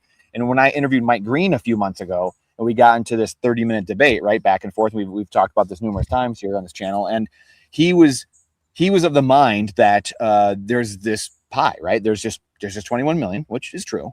But he was like, well, what are you talking about? Now you're screwing over everyone else. Once it's all gone, then no one else can get any, right? So basically making the assumption that fiat currency just rains down evenly, like your garden. It just rains everywhere. And apparently when we're all born, we just get like a mansion and like all kinds of currency just is thrown into your, no, Mike, no. You get saddled with debt as soon as you come out of your mother's womb, actually. They say, here's your social security number, which he didn't understand, he didn't believe, and he didn't agree with. Here's your social security, your debt number, and they saddle debt on you. And you can go to usa.clock.org to go figure that out and see your share. There we go. Bingo of what's actually happening. So the beauty of Bitcoin is it's the fairest distribution of money humans have ever had. You know, you don't have to be the ones actually digging it out of the quarry and, you know, mining for gold and silver and doing all this stuff. And the king or the despot or the government's picking and winning or picking winners and losers. You have a world where you can buy it with your previous time and energy through your cuck bucks, or you can earn it now straight up or work for it, which will those be the only two ways going forward in the future. Going to what we're saying is working and mining it. So those would be the two ways. And so you have this world where everyone has to realize that Bitcoin is the monetization of your time, your study. Going back to, I think Lou was saying earlier, or Jerry, somebody was saying that people are going to look at you, they're going to hate you, they're going to say you're lucky, all stuff. But really, as we know, monetization, Bitcoin is a monetization of time, study, patience, conviction, your belief, your experiences, seeing patterns, recognizing patterns, seeing where the puck is heading in the future. That's what Bitcoin is the monetization of. And you could be in the market in stocks. You could be going and doing real estate and spending our time and energy doing that, but you're putting that time and energy in another spot. And the beauty of Bitcoin is that even on the Bitcoin standard, if you have hyper Bitcoinization, even the last person in Bitcoin, because it is infinitely divisible, by the way, Mr. Mike Green, it is infinitely divisible. So everyone in the world can have it. But the beauty is even the last person on a Bitcoin standard still wins. And why is that? It's because society keeps getting better around you, all around you. As people start to adopt Bitcoin and the world is getting better and better and better, people don't want to fight as much because they have more economic sustenance. Why the hell would I want to fight my neighbors? Why would I be pissed off? I won't be as pissed off. So the last person on a Bitcoin standard, and all you have to do is go look at North Korea or some, you know, a litany of examples over the years of people where the economic sustenance is down. And then, you know, you have this black hole, if you will. So now you have this world where even the last person that Mike thinks is taken out of the system. And I told him, like, my family didn't come over here and get Malibu real estate. You know, it didn't get Miami real estate before everyone else did. Is that fair, Mike? And he didn't have an answer. Right? It's this finance bro mindset from the textbooks that they can't even see. You can't see the Titanic is sinking when you're on the Titanic. You have to back off and get on the Bitcoin life raft in order to see the ship is actually going down. And so, Jerry, that would be my thoughts of all this. So his Sin kind of lined that up perfectly, because people get this to Lou's point, landing the plane. They see the problems a lot of time. They can see the solution. They think Bitcoin's a 4-letter word. They know so much it isn't so. They go the other way. Instead of taking what's right in front of them, the answer, they go run the other way back into the arms of the government, back into the people who think you're a useless leader, and they go take and gobble up more of the free shit, the fake government currency that literally destroys and makes their life even more of a hellscape. So that would be my rant, my thought on exactly what we're looking at here. That was great, man. Now, how many though do you think someone can actually, like, if it was all distributed evenly, what's the maximum number you think that of Satoshis that people can have based on the distribution as of right now? What do you guys think about that? Go ahead, Joe, or whoever, Lou. It's low, man. Well, Brandon, what do you think? I think you've been in the longest. Well, what are you saying? Like, obviously there's what, 240. They're saying on this person, it's 200 saying less. They're right? saying it's 200. Yeah, it's 245,000 according to this, but this is not taking into account of governments, Sailor, us on this freaking chat. That's a great question. I have no idea. I couldn't tell you. Taking out all of that, taking all the lost coins, taking out what Sailor has, all of that. Yeah, I mean, you're probably looking at, I don't know, 50,000, 100,000 maybe sats. I was going to say less. Do the numbers quick. Yeah. Can somebody AI that or look it up maybe? Yeah. I think I always say about 5 to 10K. Yeah. I know that's probably, that's wrong. crazy. Yeah. I just think it's going to be that way, because think about it. There's going to be more people born. There's going to be less sats. I think if somebody has 5 or 10,000 sats, and again, when they move the decimal point back within the next 10 years, who knows? Yep. Yeah, you're probably right. Yeah, it's kind of crazy. So important. Lou, what do you think, Lou? Big Money? What do you think? I'm searching it up. This is so important. What are your thoughts, George? Yeah. While he's looking that up. You know, to me, this just kind of makes me think of like people who they feel like they're too late to Bitcoin, so they're not giving it a second look. And I think that you know, Brandon kind of made the point of everybody's going to benefit from Bitcoin because there's going to be less incentive for violence. People are going to feel like they're not getting ripped off as much anymore. I also think it's just like the matter of no matter where you are on this planet, you now have a safe place to put your value and your wealth that your government cannot debase you on. And that's why everybody benefits from it, whether you're first or last or in the US or in frickin' Indonesia. Everybody on this planet right now is suffering from the fiat disease of debasement. And it's a tax that nobody sees, but everybody feels. And so if you have Bitcoin, you all of a sudden, it's like a shield around you. You're no longer subject to government debasement. And government debasement has led us to where we are today. It's the core issue of everything that we're seeing collapse in society right now, from our food to our infrastructure to our healthcare system to everything. It stems from a small group of people being able to create money and debase yours.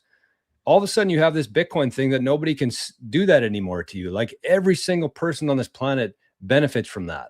And the people who are here watching, the people on the screen right now, the people in the chat, obviously we're going to have a lot of choices in the future. We're going to get to, buy a ribeye instead of the slop down at the fucking Mondami's deli. Like that's what we're going to have. But during that transition, everybody's going to benefit from it. On the other side of this transition, everybody's going to benefit from this system. And it's a beautiful thing, man. That's what gives me so much hope. It's not because I think that a small percentage of us are going to get to be rich. It's because every single person, every human being on this planet benefits from this Bitcoin network. And I really wish more people could understand that. Yep. I saw your message back there, Lou. Don't feel guilty. Again, that's the communist, bullshit about feeling guilty about getting Bitcoin or something like that. Like I took someone else's Bitcoin. There's plenty of Bitcoin for everyone in the world, right? And that's you doing your work. Give me all the fucking Bitcoin. Give it to me. There you go. That's the attitude. That's how I feel too. Cause like, here's the thing that we've kind of witnessed in the last couple of weeks and months is like, everybody's mad at Saylor because he's doing this or doing that this week. Everybody's mad at Saylor. Everybody's mad at Samson Mao. It's like, if you're mad about it, instead of spending your time bitching about it on Twitter, go out and make some more money and buy more sats because they can never get those sats that you bought and sent to your cold storage. It's like the perfect equalizer here. That's how you actually beat these people, is by outstacking them. Because I know for a fact that my government is going to adopt Bitcoin much later than me. And what that looks like in 50 to 100 years from now, I have no idea. But I'm excited about that. So I don't waste my time bitching about the Canadian fucking dipshit government. I try my best to add as much value. I convert that to sats, and I want to outpace my government. I want to own more Bitcoin than my government does. Plain and simple.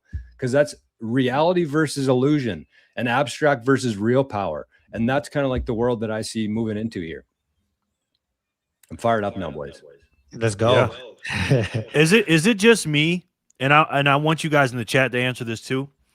And we'll talk to the panelists about this, but we all have like goals that we try to hit. Like we want to hit a certain amount of sats and all that. But is it just me, or every time you get close to that goal, you're like, holy shit, that's not enough. And I got to keep going. Every time, every goal I've ever hit right before I hit it, I go, damn, that ain't enough. And I set a new goal.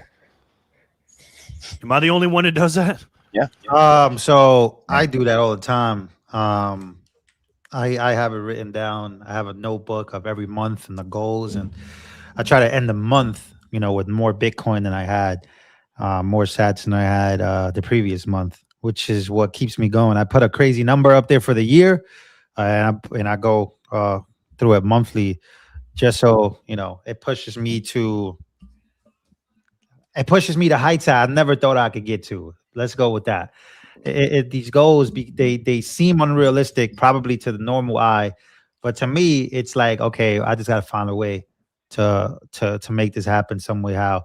And I think that's the meaning of that Bitcoin has given me in my life today, that is pushing me to heights that I've never thought that I could reach, because I want to get as many sats as I could, because I know the value that I'm putting out to the world means something. And, it needs to be also guarded correctly, and make sure that the security behind that is good too. But yeah, I'm racing against the clock. You know what I mean? I want a certain amount by a certain time, and if October is the bottom, then I want to make sure that I hit a certain mark. Now I don't give a fuck, excuse my language, if it is the bottom or not, but it's just more like psychologically, you know, like Brandon always says, what do you say about the psychological? It's Satoshi said it too. Golly. Emotion goes up, intelligence goes down. No, Brandon No, likes that one though. Yeah, Brandon said Yeah, it's the prophecy is a self-fulfilling prophecy. Yeah, so self-fulfilling. it's kind of like that. Yeah, it's kind of like you know, that's my self-fulfilling prophecy, is that I'll have a certain amount by a certain time, and you know, yeah. I think about it that way. I think about it in USD terms a lot, because for numbers on the screen, but I know that in the future, one Bitcoin is like the USD price won't matter, but it just like, I sometimes look at it in Argentina's currency. I look at it in different currencies, and it's just like, yo, this is crazy stuff. Like, what about dongs? Pause. Taiwan, Japanese. No. What was Pause, this, Gary? I ain't saying it. You say bonds? No, What'd you say? dongs. He said this last week. He said it last week. Oh man, It's That is Thailand. the gayest that's why I currency ever. I did not. I was not here for that. So yeah, I missed that. I was like, okay, all right. We were looking at all the currencies, and one Bitcoin's like 1 trillion dongs. Amazing. I forget where it was. Lou needs a water break. The whole chat was like, "Oh, Joe, like he likes to look at dogs." Yeah, look at the dong. Oh man. Oh man, that's a Sorry, classic. Lou, to cut you off. Golden dongs, man. You know they live. God. That's amazing. That is hilarious. Wow. Yeah, I didn't mean to cut you off there, but it's No, that's too good. yeah. What is this that we're looking at? Oh man. This right here is the future supply of Bitcoin. Obviously, we know that right now we are at Clark Moody's. 90? Yeah, Clark Moody's. Ooh. We are at 95.53% of all Bitcoin mined right now, 20,060,000 roughly. And what I was showing earlier was the future supply. So we're past the 95% mark. Well, I think we talked about this last week, but 99% of all Bitcoin as of the every 10 minute blocks that are coming out. It's about March 7th, 2035. So 1% of all Bitcoin would be left for people to grab for the last 105 years. Wow. 1%. And that's not a lot. So again, man, it's just crazy, man. It's just this system. I'm obsessed with this, man. I look at this stuff every day because I'm just like, I am owning. And that's why when Jor did the greatest Bitcoin explanation, when I see that, I'm like, damn. And again, guys, make sure you share that video. My dream is to get that video on a Jumbotron, Lou, in New York City, bro. Yo, yeah, For real. I'm thinking about really. I think about that every day, actually. It's like, what's something else that I could do in my life right now? Like, I make videos, I edit them, I'm in the house all day, I'm locked in.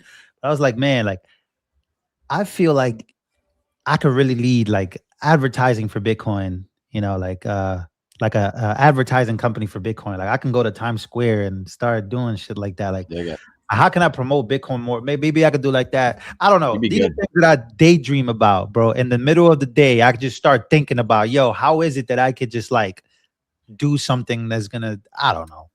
It's kind of retarded. No, Lou. No, it's good, bro. In the middle of the day, doing that. Lou, that's bro. You are the key, man. I'm telling you that. I'm not trying to glaze them or nothing like that. I respect everybody on this panel. We're all legends. All you guys that are watching, we're all legends. But Lou, in our own minds, at least. Exactly. Lou, you wearing that T-shirt, and I don't know if you guys have taken a look at Lou's channel lately. This is Lou Valentino right here. He wears these shirts, right? And he's getting 100,000 views on his channel. Yeah, go to the last few other videos. Go down a little bit more. 420, 520,000. So, bro, let's go. You know what I'm saying? You're doing the work, man. Go click one of those videos. Take the sound over. Click one of those videos. I think Which one, brother? I've been wearing a Bitcoin shirt every day. Which one, my friend? Either This or. one? Either or. Yeah, it doesn't matter. Yeah. You don't even know that. This one's a big one. This one has over 500,000 views, right? Oh shit! Yeah. Let's go. Yeah, I'm wearing a Bitcoin. Look at that. Yeah. He's got the Michael Saylor Bitcoin shirt on. Come on, go. dog. We outside, dog. Let's Come go. on. Just We casually need say, it. hey guys, you want to learn about Bitcoin? Hey, because they follow this guy religiously, man. But this is what it takes. Lead him to the Right? water, right? It is. That's Exactly. yep. This is what it takes, man. And you're doing Now the work, bro. go back out. Go back out real quick. Go to the next one over. Yeah, that one. That's a big one too. This one or this one? Yeah, either or. But that one's good. Yeah, you can just look at that big orange, bro. Come on, man. Oh, let's go. Come on, man. Love it, bro. I made it a Let's thing. go. Every day on all my videos, I'm gonna try my best to wear Bitcoin attire, Bitcoin shirts. But it's hard because I gotta keep buying them, and I hate reusing stuff. So it's good though. It's so good. But this is something I was going to say too earlier. Just bring up even a question to all of you guys in the chat too. Like at what point? Because I'm a big believer that there wasn't tons of people in Bitcoin. Obviously, the first 5, 6, 7 years, all the way up to 2015, 16, 17. Right? It's a small cohort of people. But the next 10 years, there's been a lot of people that have got into Bitcoin and will have a substantial amount of Bitcoin to then over the next 10 years from now, by 2037. Have real wealth, like real wealth. Not maybe where you're like, oh, I've got, multiple private jets or anything like that necessarily. Some could, but where I'm going is you're still going to have people that need to be in society and have businesses and acquire businesses, go in and be in politics. To Lou's point, because I wanted to say this earlier, but it's such a perfect segue of Lou being part of the marketing arm, right? It's a decentralized network. So we need Bitcoiners back in the ecosystem, not fading away like it's Field of Dreams, like we say a lot, and just fading away into the corn stalks and just getting out of town, getting out of Dodge. You have to be in the system making change. We can't just, you're not just gonna have this world and we can just like own Bitcoin and fade away and then it's just gonna happen. That's not how it's gonna work. It's going to be Bitcoiners taking over, building citadels, contrast to people seeing that and like, oh, I want to be in that world. And guess what? When you have these new worlds springing up, we talk about the founding of America here a lot. And we talk about what were they designing? They're designing a new government for a new world. We're going to see that. We're going to see that in our own time. These local decentralized areas, citadels, whatever. And it could be on a grander scale, too, of Bitcoiners owning businesses. Lou owning Madison Square Garden and having, guess what? I mean, Bitcoin shit everywhere, right? Or whatever it is. It's going to be in people's face so much in 5, 10, 15 years from now. You will not be able to get away from it anywhere you look. And that, to me, is going to be the huge adoption phase of the education being everywhere and people just know. And so that to me is interesting. And so I would curious to you guys in the chat of just what time, maybe what price of Bitcoin, the USD price, at what points along that road we hit a saturation point where Bitcoiners are taking over. Absolutely, man. Absolutely. Bro, get me off the main screen, god damn it. Yeah, it's well, not fun when Brandon you're seeing yourself up spitting there. gems, and you got me just yapping over Hey, there, bro, you the star. You the star, man. We got to do it, bro. Go to another one. Go to another one. Just click Eddie. Click Eddie. Click Eddie. Go to another one. Click that one with Mamdani. That's another big one. Yeah. This one here? No, the other one. No. Well, that one's good too. Let me see which one, bro. The Bitcoin shirt there too. Come on, dog. I'm representing. That's what I'm saying, man. You could go to well, you're going too low. Go up again. This one? Oh, yeah, that one. Oh, look at that one.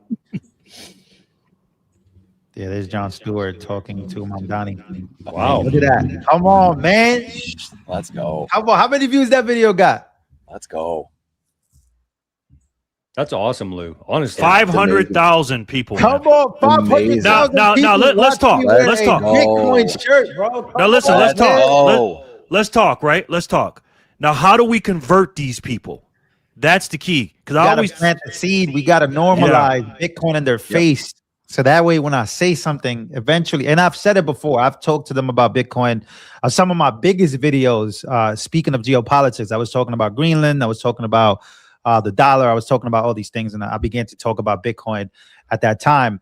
But it's hard. It's hard to just bring up Bitcoin out of nowhere. So I'm trying to, play this mind game It's not even a mind game. It's just more like, hey, I'm just planting a seed. I'm wearing a lot of Bitcoin shit.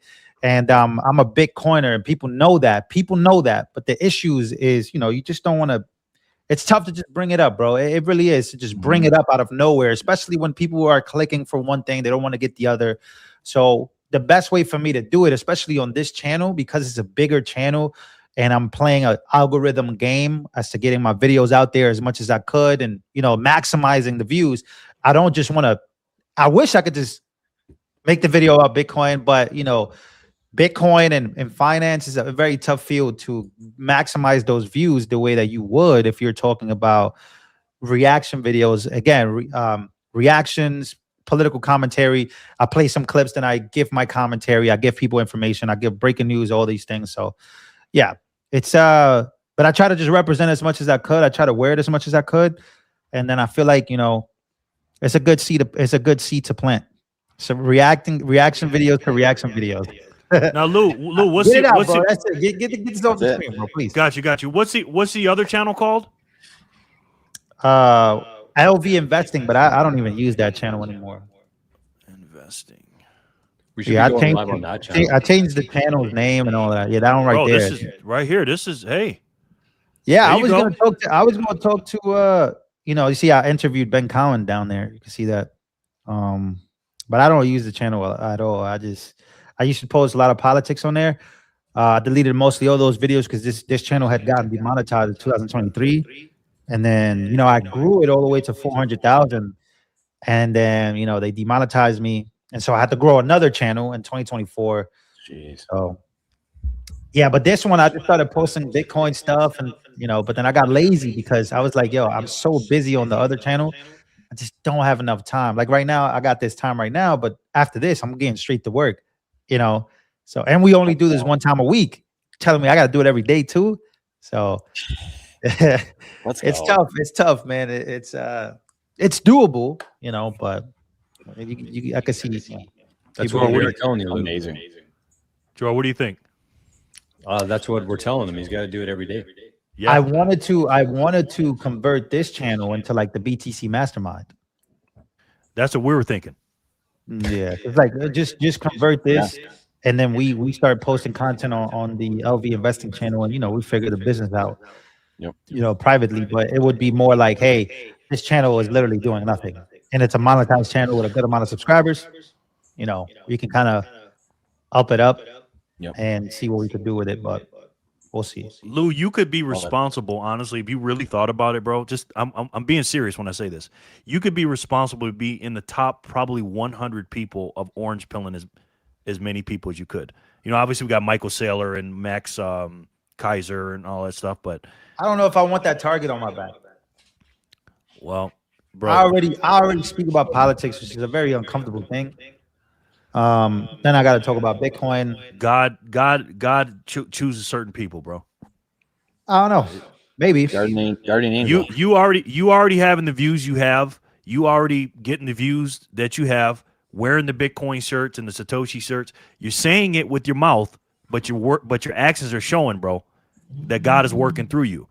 And to me, I always say Bitcoin is God's money. Whoa, I really believe that. E-Man says it's too late. It's already on your back. Yeah. It's all of us, bro. Pause, man. Pause that. Pause. But especially I don't want nothing on my back, bro. Oh my God, y'all some fools, man. Unreal. But I mean, seriously though, I do believe that Bitcoin's biggest drawback so far, and I kind of mentioned this a couple weeks ago, I think, on the show, but it's worth mentioning again because I think that Bitcoiners, we're not marketers, and even the whole BIP 110 versus not BIP 110 right now, one side is winning, on paper because they're doing a better job of communicating. They can speak to the average person more effectively than a Bitcoin developer from Core can. That's where Core really lost its way, is that even if they had good intentions, good ideas, and it was actually making the protocol better, the code better, they didn't communicate it properly. You know how important that is in the world to do this effectively. And I think that, Bitcoin development itself gets really low funding. When people fund it, they take a lot of shit for it, as we saw last week with the Contorium, the big buzzword of the week. but we need more development. We need more funding. We are a decentralized network. We don't have a VC fund, or we didn't have an ICO launch that could fund this shit like XRP did and all these other scam coins did.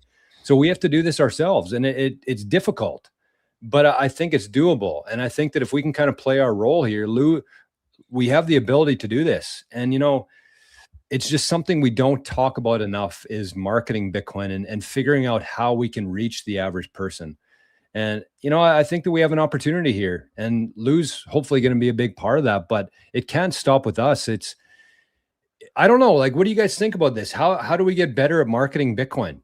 We're not going to get together once a year or, you know, get a bunch of funding specifically for it. So like, how the hell do you do these things in a decentralized network? And that's kind of the difficulty of it. It's like, well, you know, if we had centralization, we could just have somebody say, objectively, BIP 110 makes sense or it doesn't make sense, but we don't have that sort of centralization and, you know, authority to make that call. So how do we do that in marketing too?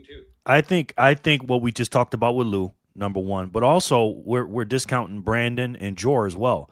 You guys have a lot to give, right? Canada for you, Jor, and America, Brandon. I don't know a lot of people that know about the history of our country more than Brandon and the things that he knows. I would love to see Brandon go more mainstream, right? And make a mainstream channel and talk to the normies, because right now, for the most part, that from what I know, he may have that already. He talks a lot to Bitcoiners and they already get it. But if Brandon was talking to normal people as well as you, Jor, I think we can do something. I really do. We got to get to these normies, man.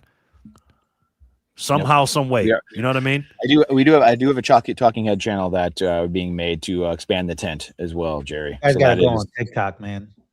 TikTok is where, dude, TikTok I had one or two channels a couple years ago. Yeah, it's sick. But then they you reach the masses, bro. You reach the masses. It's true. But then the shit that I talk about just I got clipped multiple times. So I was just like, all right, fuck this. Like, they just kill your will because they're like, all right, you get to 1,000 or whatever, 5,000 subscribers, and you know, up. Sorry. Oh, this is crazy. Look at this. Hold on, share my screen real quick. What happened, Brandon, to your TikTok? Just like years ago, I had a couple that I was growing fast, and it was just like, nah, sorry, you got strikes. I was just getting multiple strikes for like no reason. It was just like they just plateau. Then they would all get repealed. I'd appeal them, and then they'd say okay, but then nothing. Like the views would just never grow after that. It was just like, nah, we're good. We're good here. But then it's like, okay, that's just a temporary defeat, though, bro. Don't worry about that, Brandon. Believe me, I know it is. It could be, but I mean, again, TikTok, it's a whole different ball game. Like, I agree that it is. You have to be there to a degree. It's just not. I just don't have time to do it right now. So, you know, George Washington, I'm about to block you. I'm about to block you because I just looked and I see that I'm following you. Ain't even following back, bro. We're not even friends. Really? What's going on? I don't get on here enough. I got to be on Twitter. I'm just kidding. I'll follow you, bro. I'm loyal, bro. You ain't loyal to me, but I'm loyal to you, bro. We're gonna lose some battles. Yeah, we're gonna lose some battles, but we got to win the war. And George Washington lost more battles than he won, but he won the war, and that's what we got to do. Period. Ooh, look at this. Cindy Easy with a good comment here. Lou, you and the BTC Mastermind boys may have to repurpose your old channel the way the Speakeasy podcast did with the First Take channel. There you go. First Take channel. Some good ideas. I like the name of the Speakeasy podcast, so that kind of seems like what we're talking about here. I almost like that part of Bitcoin. Where okay. Oh, they overtook. Okay, I see what you mean here. So they overtook the. So what you're saying? Can you show that, George? Let me show it. Or lose screen. I see what he's saying here. So what he's saying is that this used to be the ESPN First Take channel, YouTube channel, but they rebranded it. I see Emmanuel Acho here. Yeah, okay. Shady McCoy. So yeah, they're doing really good too. This is definitely generating some money. They got clips and do they have live streams? Yep, they got lives. They do every single day, mostly. Wow. From what I see. Yeah, this is good. It's good stuff. I like it. So this used to be a different channel. It has 2.6 million. And they just rebranded the First Take channel. Is that the idea here? You said what? Pull up Sin's his comment. What did he say? This channel was formerly the First Take channel. Yeah, then they made it Speakeasy, which is a new podcast with Emmanuel Acho and Shady McCoy and then some other guy. But I'm guessing it's still owned by ESPN. I'm guessing it's still owned by it. They just took that channel specifically. Yeah. But because ESPN has like 1 million channels. And listen, I hate to be like political about this. I think Lou will agree with this. But the reason why I love Lou being here because he knows the big boys. You know what I'm saying? He knows Greg Foreman. He knows George A.A. He knows all them boys, right? And they're Bitcoiners as well. And again, it's going to have to come at first through the conservative, quote unquote, the conservative, a.k.a. the common sense movement. Because right now the liberals are lunatics and conservatives are common sense. That's just the way it is right now. So we got to get through them and then get through their family members and everything else and spread this thing like wildfire. Oh, we love the liberals, man. I love the liberals, man. We love them too. They're just confused. We don't want them to be zombies, Lou. That's all. Yeah. And we need to show them Rick Grimes. I was talking to Rick Grimes the other day. I said, have everybody seen him and you guys were teaching about Bitcoin and the problem what's going on and showing the debt clock and showing the money printing and all that stuff? That's what we got to do. I feel like we're talking behind the scenes right now. We're not even live. We're talking behind the scenes. Nah, we're for real, man. Yeah, I mean, there's opportunity here for sure. There's opportunity here. We just got to figure stuff out. You know, we just got to figure stuff out and find a way to really attack it. I think, like I told you guys, I think Bitcoin is my next step. Figuring out how to do that. Got to just figure out how to do it. I think, Brandon, I see you all the time on the. I'm having a brain freeze right now. Bitcast. Is that what it's called? Oh, Bitcast. Yeah. No, the BTC other sessions? yeah, BTC sessions. Yeah. So Yeah. I love what they're doing. Like I think that what they're doing is really, really good. They have very controversial topics in Bitcoin, in finance, in the industry, macro, and you know, whatever geopolitics stuff. And I think that stuff gets clicks. Like, yeah, people want to hear about Bitcoin, but they also want to hear about, you know, why Michael Saylor isn't buying any more Bitcoin. And people want to, you know, dunk on Michael Saylor's head. And people want to dunk on what's going on with Trump or whatever, Mamdani. And I think that these are great things to get people to click. And I think that that's how you round it out. That's how you round out because people they do want to hear about what's going on, but they also want that. They want to hope that when they're watching, they want that hope that Bitcoin is still the solution to this. That Bitcoin, and maybe there's some people that are just clicking because they want to hear about what's going on, and then they then get introduced to something that they never heard, which is Bitcoin is the solution. Because a lot of people in their minds, Bitcoin is a scam still, right? Like it's ridiculous and it's retarded. And I still can't believe that people still think like that. But that's the truth. And once you are able to face those issues, you're able to really attack the problem. So I think, like I said, there's Joe Consorti. I think he's doing a phenomenal job. The BTC sessions, their live streams, you guys killing it on there. There's a few other people that I think are doing good, but I'm not sure if they're reaching the masses. How you reach the masses would be to attack those mainstream problems, politics, and things that are going on. And the underlying, you know, solution to always is going to be Bitcoin. And that's the foundation. So we've spoken about this before, but you know, I think that would be the way that I would build it to maximize the crowd. A lot of people are going to be showing up there because they're worried about what's going on. They're worried about this. They're worried about that. You know, and you give them the solution. You give them a little bit of the sauce. You break down the problems, but you also give them the solution. And I think that that's the beauty behind Bitcoin. It's like, you know, there's ways to talk about Bitcoin. You don't even have to mention it. You just wear a shirt. You start to then bring it in, and you bring it in. You land the plane, but sometimes the ride to the next destination is just being in the air, man. Like just be in the air and then get ready to land the plane. And I think that that's the next step for us. Is like, how do we want to do that? What is it that you want to do? You want to maximize who you speak to. You know, 36 viewers is great. 36 people in your mom's room or in your wife's room with you. You know, there's 36 dicks, right? Like, I don't know how many dicks that is, but, you know, I don't even see a woman. I saw like one woman in here. Like, where are the women at? Right? Like, so there was one woman and then she just left. It's 30 cocks in the room, bro. Where's the women at? Like, we gotta step it up here, bro. Where are we going? So, So I'm gonna Donald Trump. Listen, a serious conversation here because you got to look at the demographics, bro. I got a lot of women that watch me, but it just didn't happen overnight. I just started talking about certain things that they like, and then you rein it in, like, oh, they like politics. I don't know, women love politics, you know. It's dongs, still not cocked. All right, cool. I'll go. Listen. So we're gonna think. Like, yo, where we going, man? Wow. So listen. We're gonna think big right now, right? Let's think big, everybody. This is everybody in the chat and everybody on the panel. Okay. I always tell people, we know this, that Bitcoin is a team. This is the biggest, most powerful team in the world, and every single one of you, we all have a role. I was talking to Jor about this and Lou, and again, I don't want to sound like I'm trying to glaze Jor and Lou and Brandon and all this other stuff, but I respect all you guys. But hear me out, okay? When it comes to this orange pilling people on the masses, Lou, right now, you're like the Michael Jordan of the team. We're gonna build around you. That's just listen. Let me finish, okay? This is what it is, okay? This is how I look at it. This is how I picture it. Now, Lou has been on, and for those of you that don't know, Lou's been on Fox News. Did you guys know that in the chat?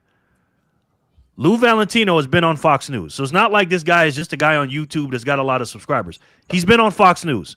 That's number one. Number two, I believe that Marco Rubio, this is what I believe, that he is going to be the man that's going to maybe win the 2028 election. I picture Lou Valentino when we do this BTC mastermind and he's getting up with this and we're doing all these things. I believe the 1% crypto, quote unquote, thing we had with Trump is going to be much bigger with Marco Rubio. Marco Rubio and whoever his vice president is going to need a lot of Bitcoin because we're going to grow the Bitcoin network with the help of Brandon and Jor and Lou. But I believe Marco Rubio and Lou Valentino are going to be up there together. I believe Lou is going to be right by Marco Rubio talking about Bitcoin. Listen, anything that you're saying right now. He's thinking. Listen, he's being humble. Big manifesting. He's got the shirt on. Okay, he's got the shirt on. Marco's talking to Lou and everything else. He's going to be his Bitcoin consultant because if you look at Trump's cabinet, his whole cabinet is Bitcoiners, right? True. Yeah, but they're all insider trading.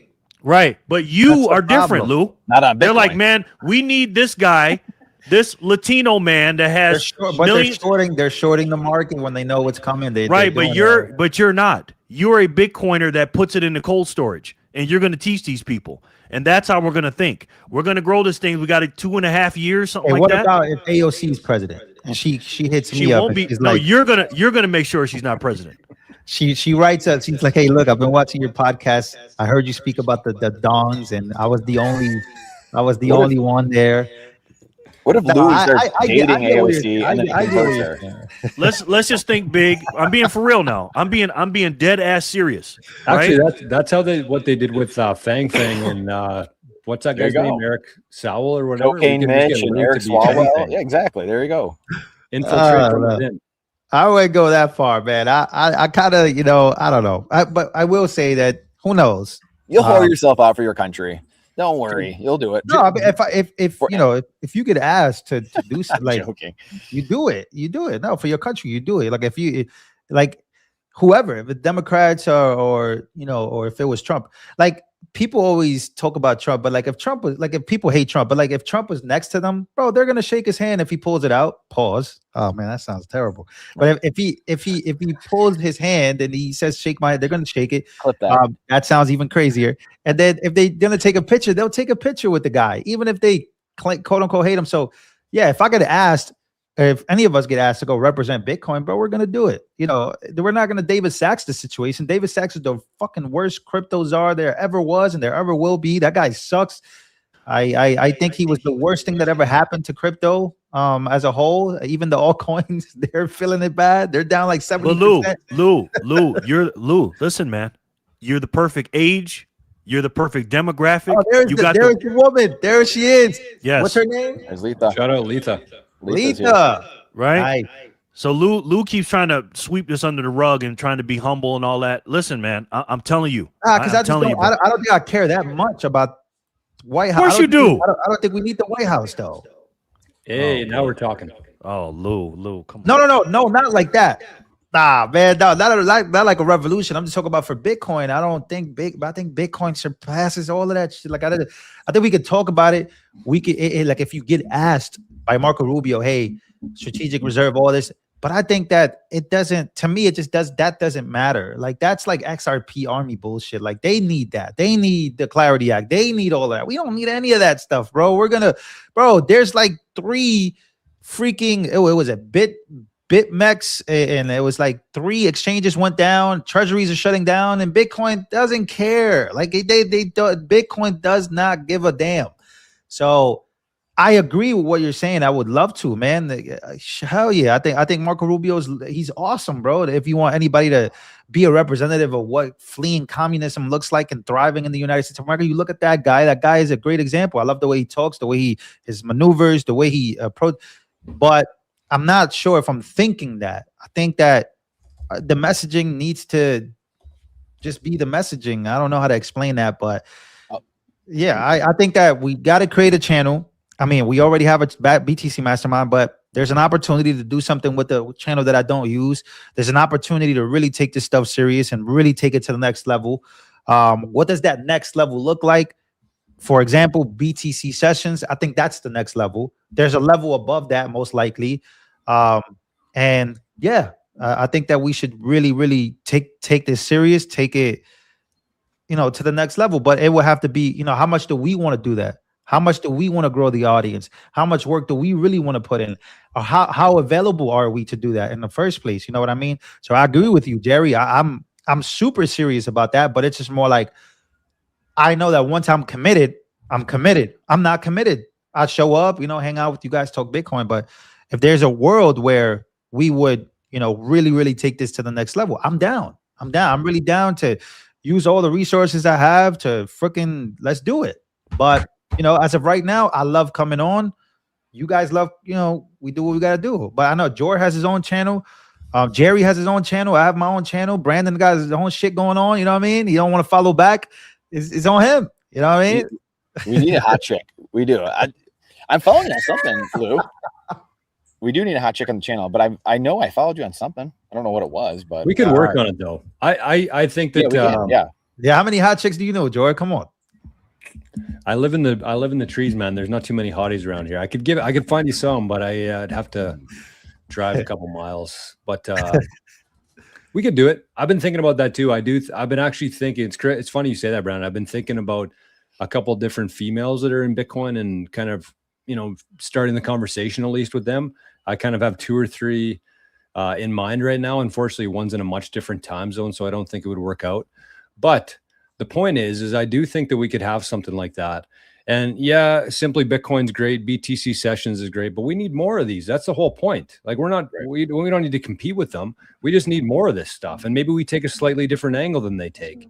And, Brandon and Jerry have both been talking about this common sense and Thomas Paine and how effective that was at reaching the average person. And that was kind of the idea that I had is like, let's do a show called Common Sense. We'll do it every day. Whoever can show up, shows up.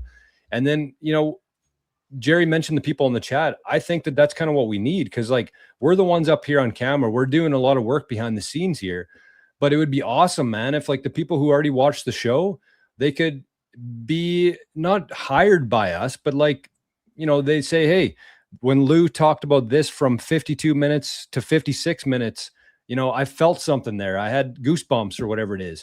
And then we could give them something back like that. I think that that's how this thing has to go.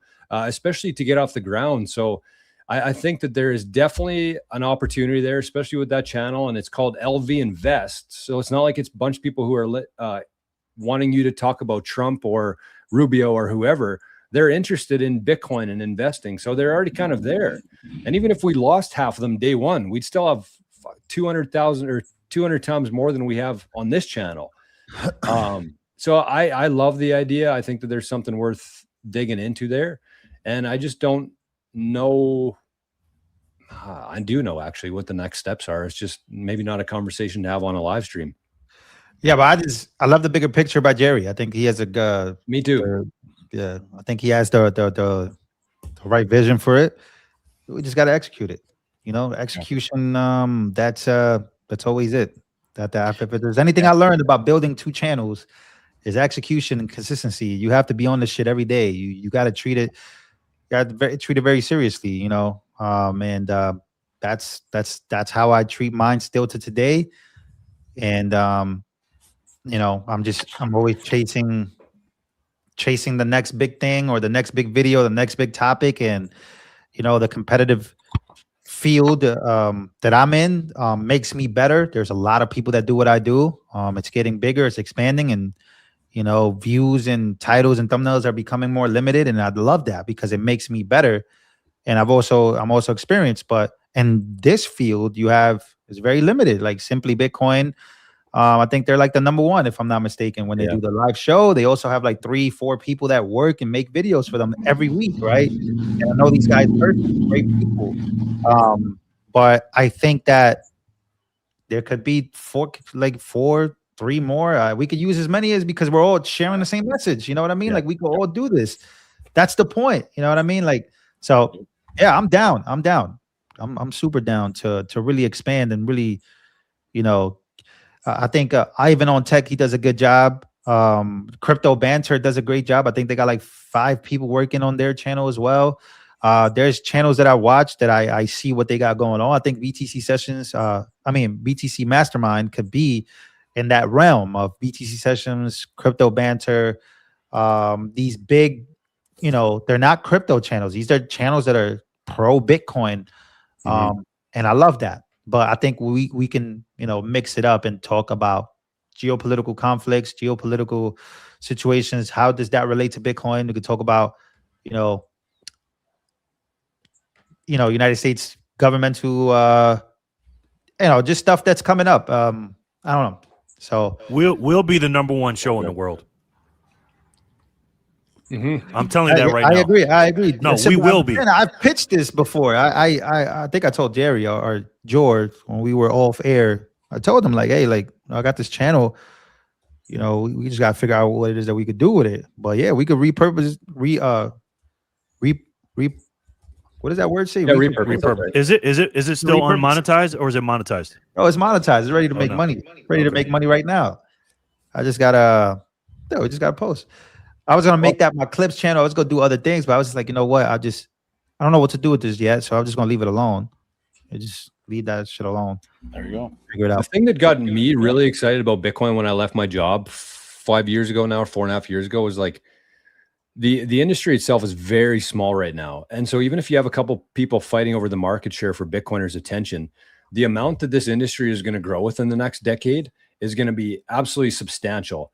And we're like a boat on that ocean, and it's gonna the tide's gonna rise, and it's gonna have everybody on it. But I feel like if we can kind of get that edge and hit the ground running before that happens, I just see that. I absolutely agree that we could be the top channel. Why not? Like I'm not gonna bash people here, but I haven't seen anybody doing anything spectacular in Bitcoin. It's just like who has the reach right now, who has the network. But anyways, we got to wrap this up. Somebody said, "Wait, this isn't this Robin's channel?" I have no idea, bro. This is personal. You're asking now. Now you got to mind your business, Philip. That's what you need to do. I don't know. I don't know who runs the channel, but like I said, it's all business talk. We could have outside, but we should all have a vision to really take it to the next level. It's going to take effort. It's going to take communication. You know what I mean? That's my pitch to the people that are watching us have this conversation. So no matter what happens, the goals are the same for all of us, but we just have to figure out how it is that we're going to do it. And that's the beauty behind it. Yeah. I got to get running here. I think we might be wrapping up, but we could talk about all this shit, but to me, Jor, I think it's interesting what to chew on is what got me interested in Bitcoin. Again, I come from the investor side. We've talked about this, right? The gold and silver and having a real estate organization for over a decade, and then being in politics in the 2000s, and then really leaving in 2012 because I saw it was just FUBAR and there's really whatever. So to me, it was just like, oh shit, this fixes all that was wrong with politics. All that was wrong with business, all the fake metrics, the cap rates and PE ratios and all this fucking bullshit that's fake. It's shit to keep you incentivized to be on the fiat Titanic. And you're like, oh shit, this reorients the entire architecture of the system. That to me, because I'm a guy that can't stand band-aids at bullet holes. And so it's always seeking truth, like Lou says, right? Bitcoin attracts people that are truly seeking truth at the end of the day. So that to me was what was interesting. It's like, yeah, is there an element of, can you get wealthy on it and you're not in that system that's completely upside down? Of course, that's how a lot of people get here. But to me, it was this grander picture of, oh, this shit fixes. But at the same time, it's hard, right? Glenn Beck's talked to the Adam Currys years ago. Like, we had the Robert Kiyosaki's on a show. We've had, Tucker have on Nayib Bukele, had on Max Kaiser, had on Michael Saylor.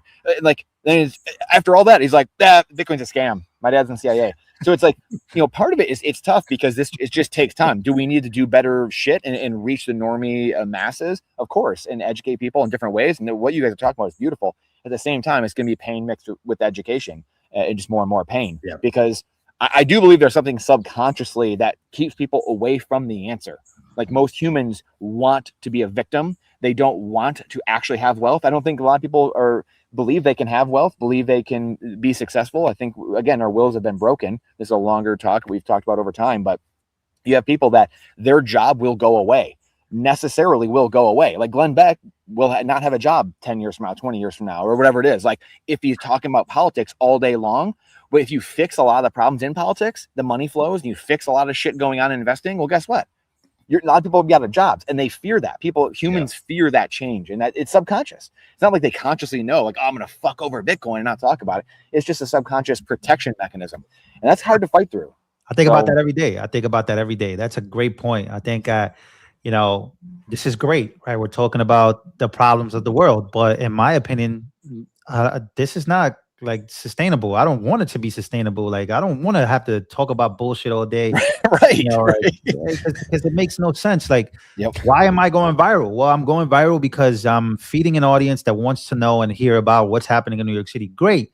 But like, I want that to be fixed. Like, I don't want to constantly, like, I don't want to retire on this nonsense. Whatever. Like, and maybe that's contradicting, and maybe it makes me look like an asshole. It makes me look, but it is what it is. Like, I don't know. Like, you just, but back in something you said about Tucker bothers me the most.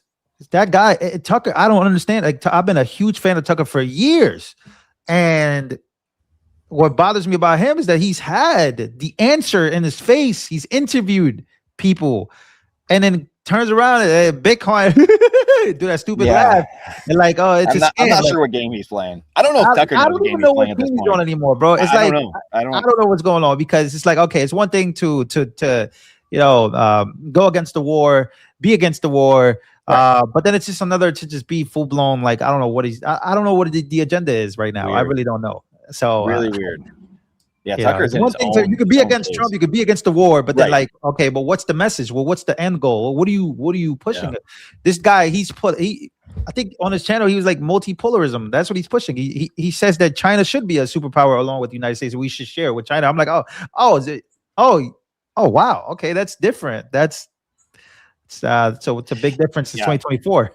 That's shit to talk about, right? Because this goes back to the American system. There's a shit we can talk about going forward of like, every country should be sovereign. You shouldn't have other countries, raiding and pillaging all these other countries, a la the British Crown, City of London, Sin. I know he wanted me to say City of London.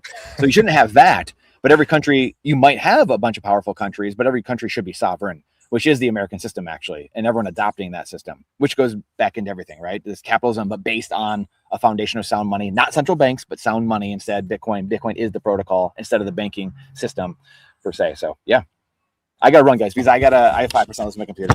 I'm gonna crash out here. Thanks, Brandon. Good to see you, brother. You guys, hey, follow back, man. Don't be Hollywood, man. You know I'm not Hollywood. Are you kidding me? I'm sitting in the forest right now. I gotta go find my kids. I gotta go find my kids. Let's start wrapping this up here, boys. All right. I want to give a couple shout outs here because we received the 28th today. So we received 10 Satoshis from somebody, but seems like a low number. But as we know, those will grow in value over time. We got 1,600 sats from our guy, VD Berg, also known as Raphael. And we got 5,000 sats here from an anonymous donor, and that is to the QR code besides Brandon's head there. So shout out to the people over there. And I guess, should we say last thoughts or should we just wrap it up? I feel like we've kind of been given our thoughts. Let's wrap it up, man. We've been on here. I was mine. Lou, I sent you a message, man. I can't find you on Twitter. That's why I know why I didn't follow you before. Is I searched you. I was like, I swear I searched you or subscribed. I searched you, and where are you? Yeah, I'm shadow banned though. I've been shadow banned for years now. I don't know. They had never fixed it. People would search me up and they can never find my ex. You got it spelled exactly right, I think, on X. Otherwise, it won't work. It's Lou Valentino _ something like that. I don't even know. Yeah, Lou _ I think. Anyways, okay. Thanks, everybody. Thanks, everyone in the chat. Great conversation today. You got to witness some of our behind the scenes. This was the business meeting we were supposed to have this week. We just did it live. So yeah, Lou, don't leave if you can. I sent you a message. I got like 2 minutes, but yeah, I could stay on real quick afterwards. Okay. Thanks, everybody. Thanks, we'll be back here next week. I don't think we're doing one Thursday, but we'll be back here next week for sure. So thanks, everybody. Appreciate you. We'll talk to you soon. Bye-bye.